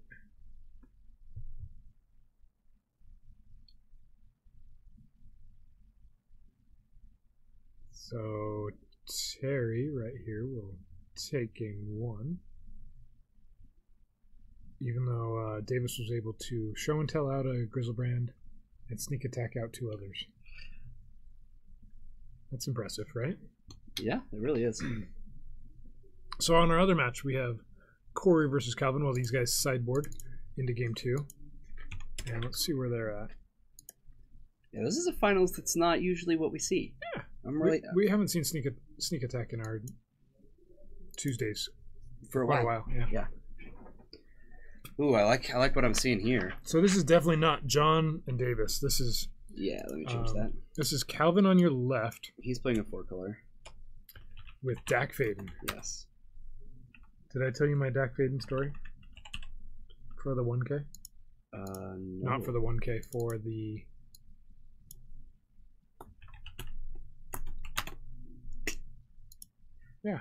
for the 1K. I built.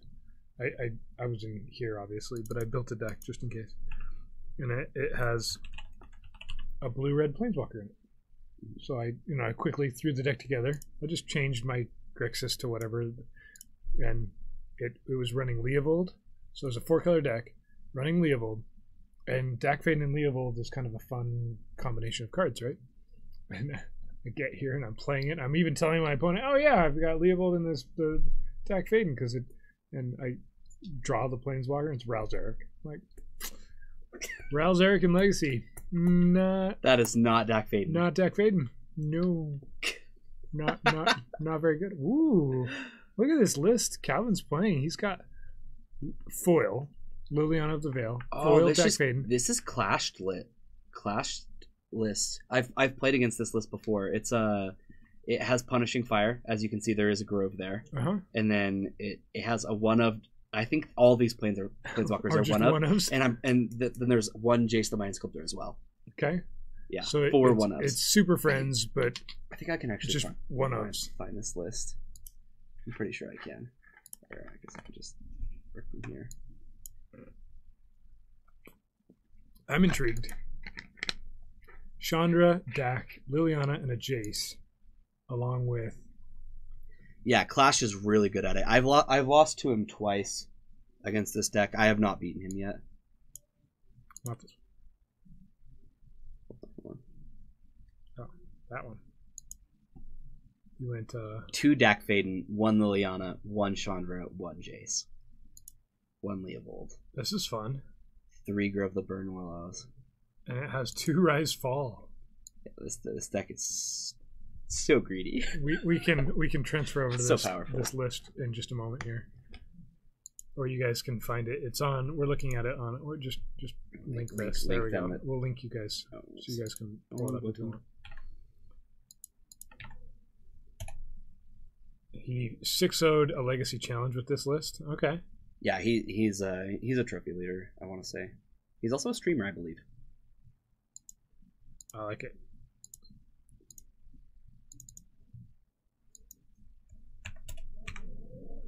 I'm a little bit more intrigued with this than it was doing something really like this to me. I accidentally hit no more. I'm more intrigued with this deck than the other matchup. He lost in top 8 to Blue Red Delver. Of all things, the deck we're talking about. And I like our dice too. These dice look really good. Yeah. I like him better than the others. And Brian took off with 2 of them. So mad. So this deck doesn't get to play Wasteland. It obviously doesn't play Stifle, but otherwise it's a pretty stock-ish 4-color list where you're running a Leovold.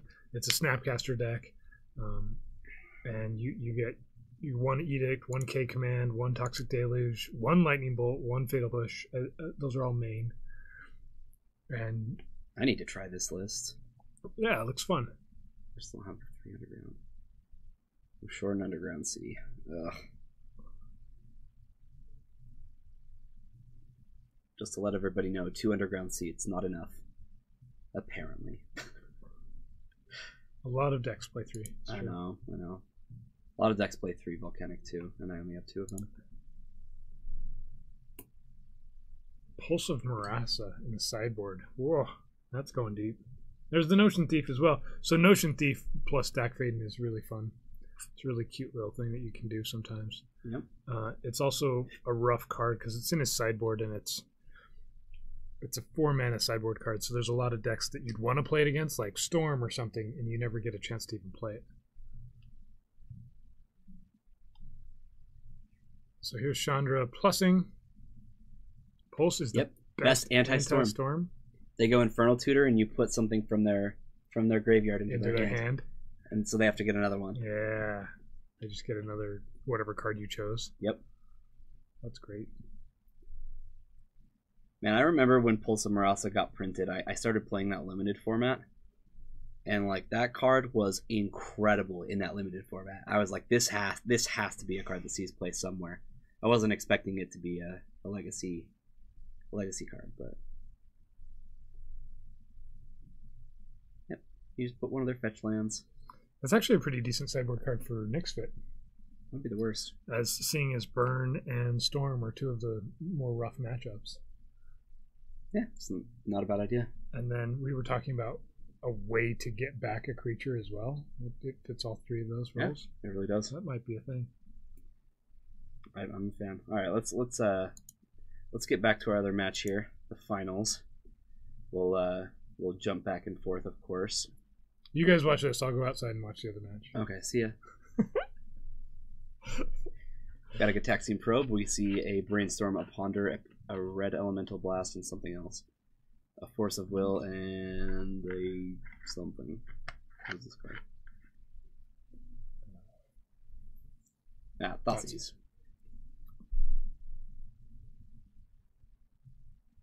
Thoughtseize. Incoming Thoughtseize. What have we got? Everybody knows everything. That's how we're going to play this game. Double Force of Will, a Flusterstorm, Ancient Tomb, and a Pithing Needle. Pithing Needle. So I think I like Flusterstorming that. Yeah. You get to pick the card that he takes instead. If Pithing Needle is, if you think that Pithing Needle is going to win you the game, you want to keep that there. Yeah, Terry's just going to take the Flusterstorm here. So he could have hid that information. Yeah, Flusterstorming gets to let you keep your hand private, and probably is more valuable than Davis realized there.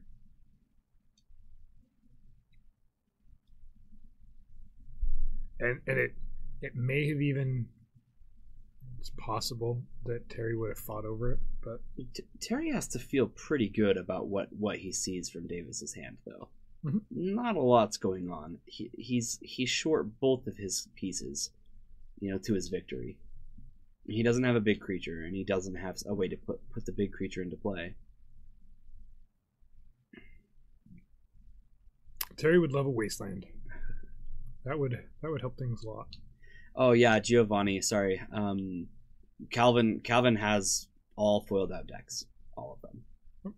He has everything for Grixis Delver, all the 4-color stuff. He also has Miracles foiled out as well. The guy is a madman, an absolute madman. All right, so he ponders, leaves him on top, draws a card, and thinks about Ancient Tombing.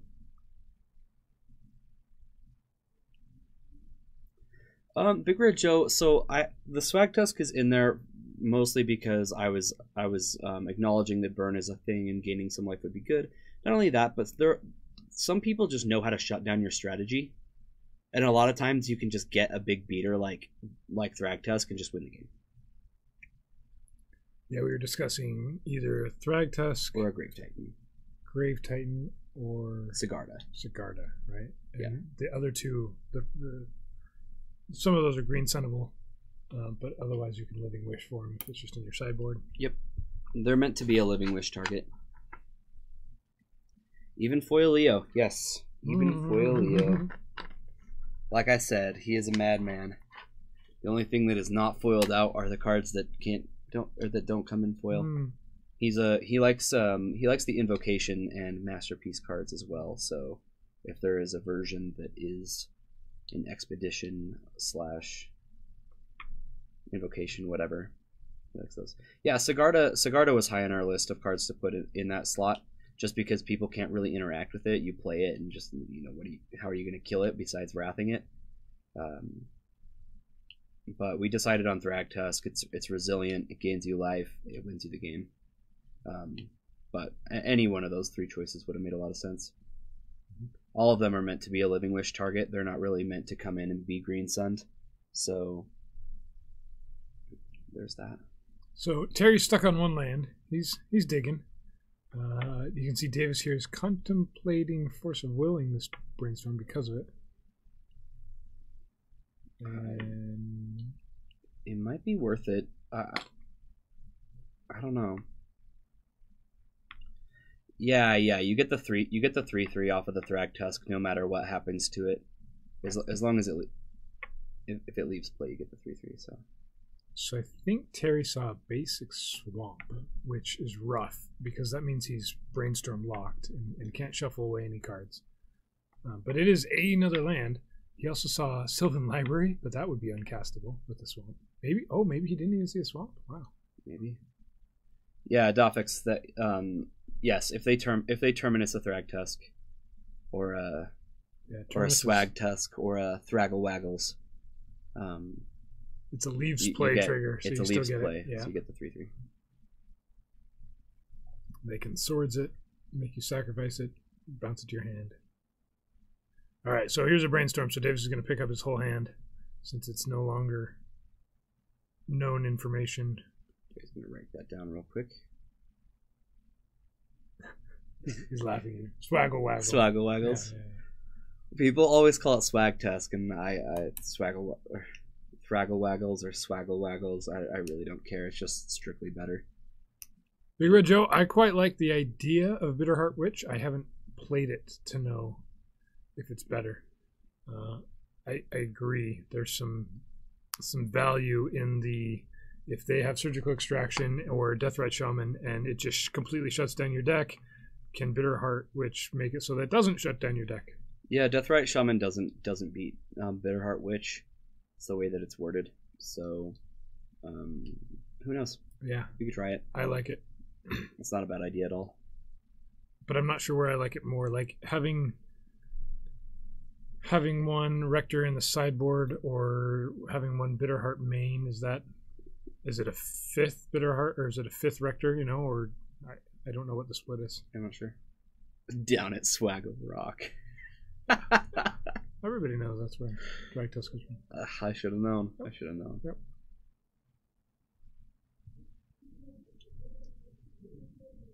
You like one in the sideboard for Wish? Yeah.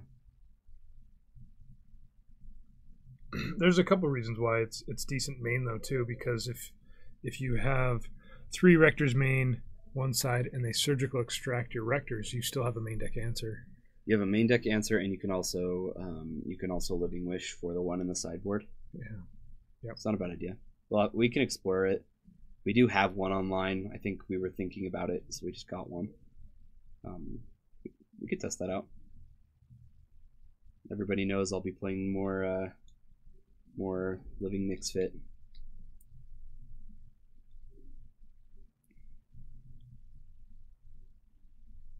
Alright, here's the show and tell, and this is going to get forced. Yep, and Terry knows Davis has at least a Force of Will, if not more than one. He's just going to let it go. Yeah, it's fine. Yeah, I like this decision by Davis. He's got another show and tell in his hand. He also knows his opponent has that red elemental blast though too, right? Yes. Davis knows Terry has it. Yeah, Terry's hand is very, very good at picking a fight over a spell resolving. That's not too surprising considering he has no lands, right? Like you just kind of know that they have a lot of interaction. You can bet that Force of Wills are in that hand.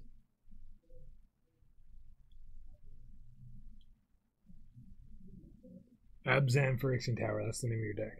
Get it right. Mix fit. That's what I said.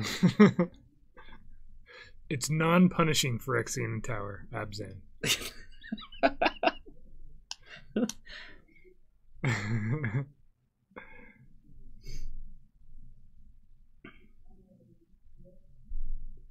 never get these things right.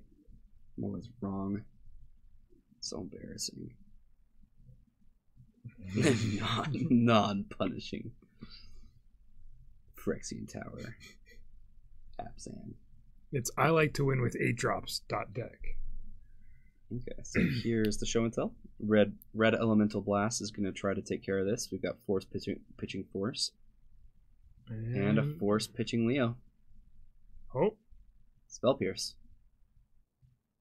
Spell Pierce. That doesn't pay for Spell Pierce. You tried to pay for it. All right. Here we go. Here's a Gristlebrand. Show and tell resolves after that was a battle. Red Elemental Blast says Force Pitch Force, says Force Pitch Leovold, says what was the last one? Spell Pierce. Terry's not putting anything into play. He has a Leovold, doesn't he? Maybe he doesn't want to put it into play. He just pitched a Leovold. Did he have a second one in hand too? I could have sworn he did. It would stop him from drawing. That'd be really. Am I wrong about this, guys? I swear there's a Leovold in his hand.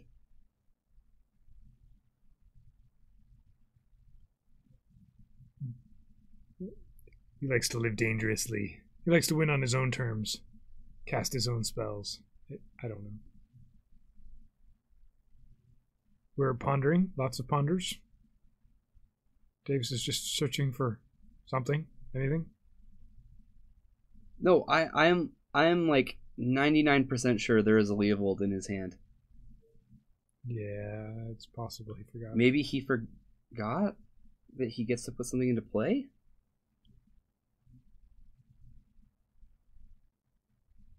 Okay, I know he has Edict. That's fine.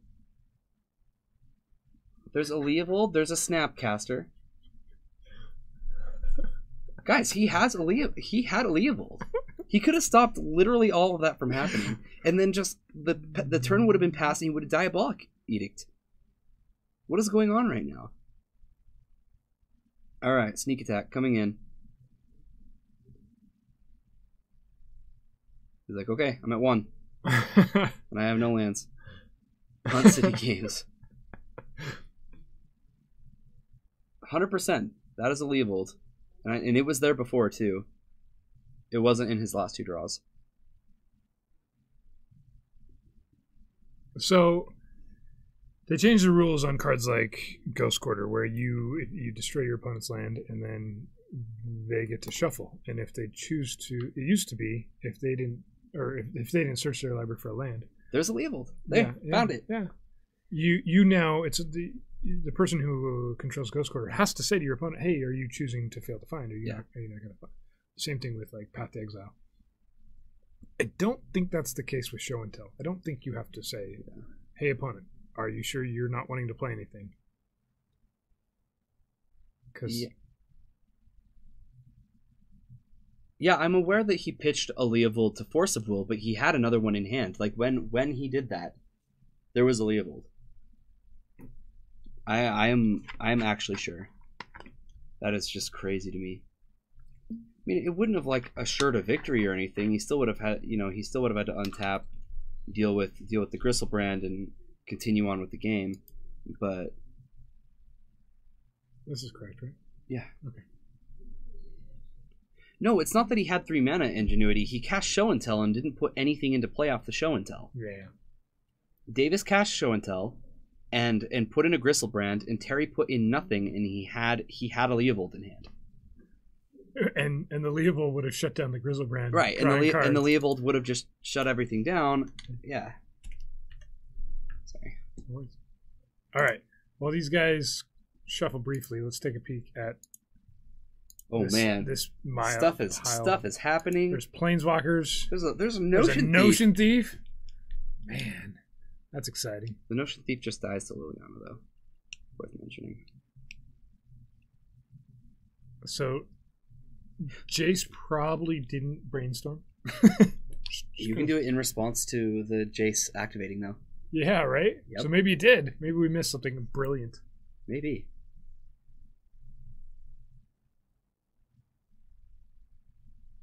Look at this. This is Magic as it's meant to be. At its finest. Only ridiculously high-powered cards like Leovold and Chandra and Liliana and Jason, Notion Thief. Legacy staples. I love this board state. I have no idea who's ahead. Well, now we know. Leovold plus Sylvan Library. Not a fun combination. We don't know. We came in. Yeah, we came in late. It was already on the board. Yeah.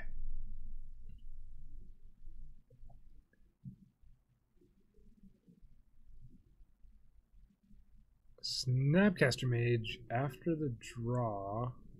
Colligan's command, make you discard, blah, blah, blah. Yep, it's a land. Get a Snapcaster back. That's rude. Giovanni, we play 4 rounds. This is the last round of our tournament. Yep, every single Tuesday. There's 4 rounds of Legacy, paper Legacy, just like this. And then on Fridays, we do 3 rounds. Starts just a little bit later on Friday nights. You can go back and watch past videos. And then mixed in there is, during the days, Kyr does Magic Online streams. Yeah, you're right. K-Command should be exiled. Yep. Yeah, that is funny, though. Why is he shuffling all his permanents? Their concession? Looks like it. We're becoming your legacy go-to? I am so happy to hear that, Giovanni. You are always welcome here. That's the plan, Giovanni. We're trying to be some legacy-ness. We need a better way to say that. Some legacy-ness? That was less than awesome. All right, not sure. Looks like somebody. That might actually be the end of the match. Corey surgical to Punishing Fires, and then Calvin said, "I've had enough." Okay. So here's our other match. Yeah. So not much has happened. It looks like we had a turn 1, Gitaxian Probe and Ponder. So we get to see some of Terry's cards, and now we've got a Brainstorm. So what have we got here? Double Force of Will, Diabolic Edict, 2 Snapcasters. I can't see the red card. Maybe Young Pyromancer. Maybe. Probably not a Sneak Attack. Definitely not a Sneak Attack. Probably not a Flame Tongue Kavoo. I'll get there eventually. Don't worry. Definitely not a Flame Tongue Kavoo. Okay. Well, it might be. You don't know. Any more guesses? I'm gonna guess Pyroblast. It's possible. More likely than my guesses. It might be a. I like your guesses better. Could be a Troll from Below. Thank you so much for the follow. We appreciate it very much. Yep, guys. If you haven't followed already, I know I keep repeating myself, but give us a follow, and set up your Twitch so that it sends you a little notification. That way, you can see us when we go live, whether it's during the daytime for some Magic Online or Tuesday or Friday nights for this awesome paper actual legacy-ness. Yeah. See, I'm getting better. Well worded. That's your place for legacy-ness. Mm-hmm. I like it. Yep. All right, the tomb is really old. Yeah. A really old tomb. One might even call it ancient. No, right, it's just from Tempest, isn't it? Oh. Here's a show and tell. Hey, it's Pyroblast. You were right. Let's blast some pyros. Kills young pyromancers everywhere. Mm-hmm. No, it doesn't. Kills blue cards. That one's for you. I cannot pronounce that name. Thank you so much for the follow. Davix, thanks for joining us tonight. Yeah, join us on Fridays. We have 3 rounds for FNM. Still Legacy, so be sure to join us. But we get to kick Bryce out, and we get Matt. We get Matt in the booth. Sometimes gets to play. I might try out this 4-color by clashed. Is it just going to be known as a clashed deck? I don't know. Whatever this thing is. It looks like a good time. Greed level infinite.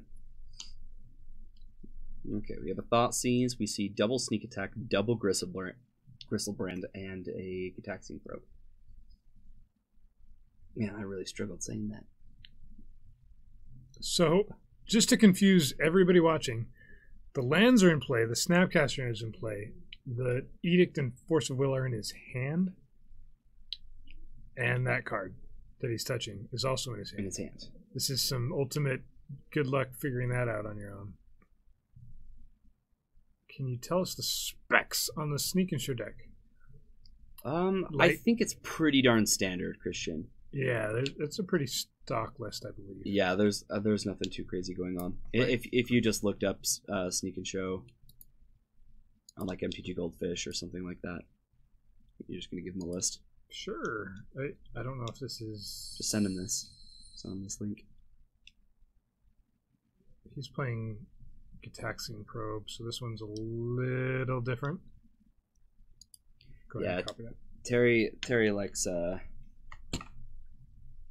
likes trolling all of you. That is for sure. So this isn't his exact list, obviously, but it should be pretty close. It's pretty close. If you were going to play in a big legacy event, I would definitely be prepared to play against Sneak and Show. Or there's a couple different variants. This one that I just posted has 2 Omniscience. There's not all of them do. Some do, some don't.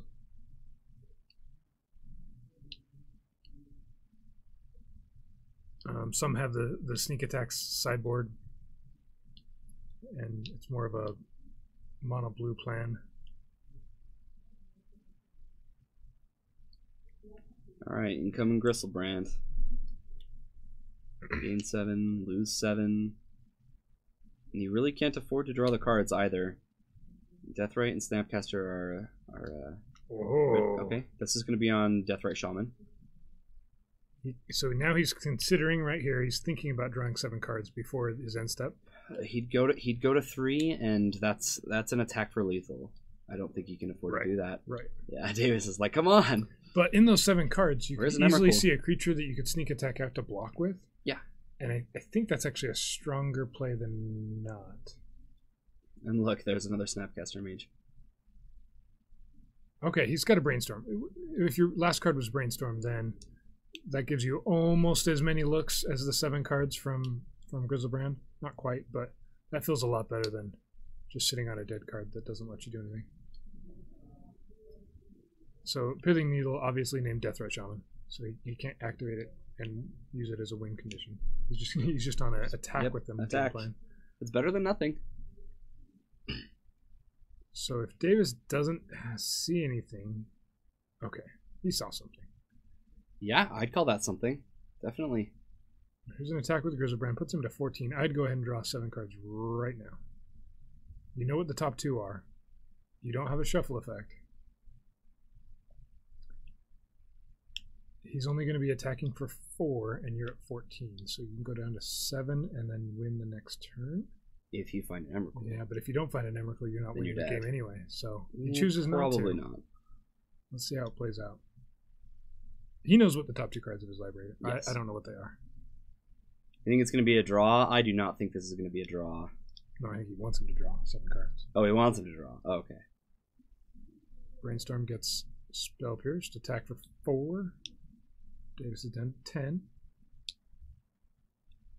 Brainstorm. Okay. All right. He knew there was a Brainstorm. See two new cards. Kind of the same thing. And there's a Grizzlebrand. Him. That's not going to do it. That'll do it. Sneak and Show gets it. Davis takes it all down. With the appropriately stacked Grizzlebrands on top of the library. Brainstorms into Grizzlebrands. That felt pretty lucky to me, but there again, he knew there was a Brainstorm in one of his top few cards. Is our other match over? It is. Oh, man. I know. I wanted to see more of that deck. Looks so cool. What a time to be alive. Yeah. What a time. What a time. Well, everybody, thank you so much for joining us today. We will be back tomorrow during the day. and doing MTGO things. We've been playing a lot of Nyx Fit. But we might do some Cube. We might do some other things like that, but mostly Legacy. And then be sure to join us Friday, 7:30 p.m. Mountain Standard Time for 3 rounds of Legacy Paper Magic. Sweet. Jorgensen, thanks for joining us again. And everybody else in chat, thanks for Miracles? Yeah, where's the Miracles at? Giovanni, I love it. That's great. Siggy, play your Nick Fit list. Oh, your Nick Fit list is interesting. I might. That'd be fun. All right, on that note, thank you so much for joining us. You guys are the best. And Hail Heroes. Good night, guys.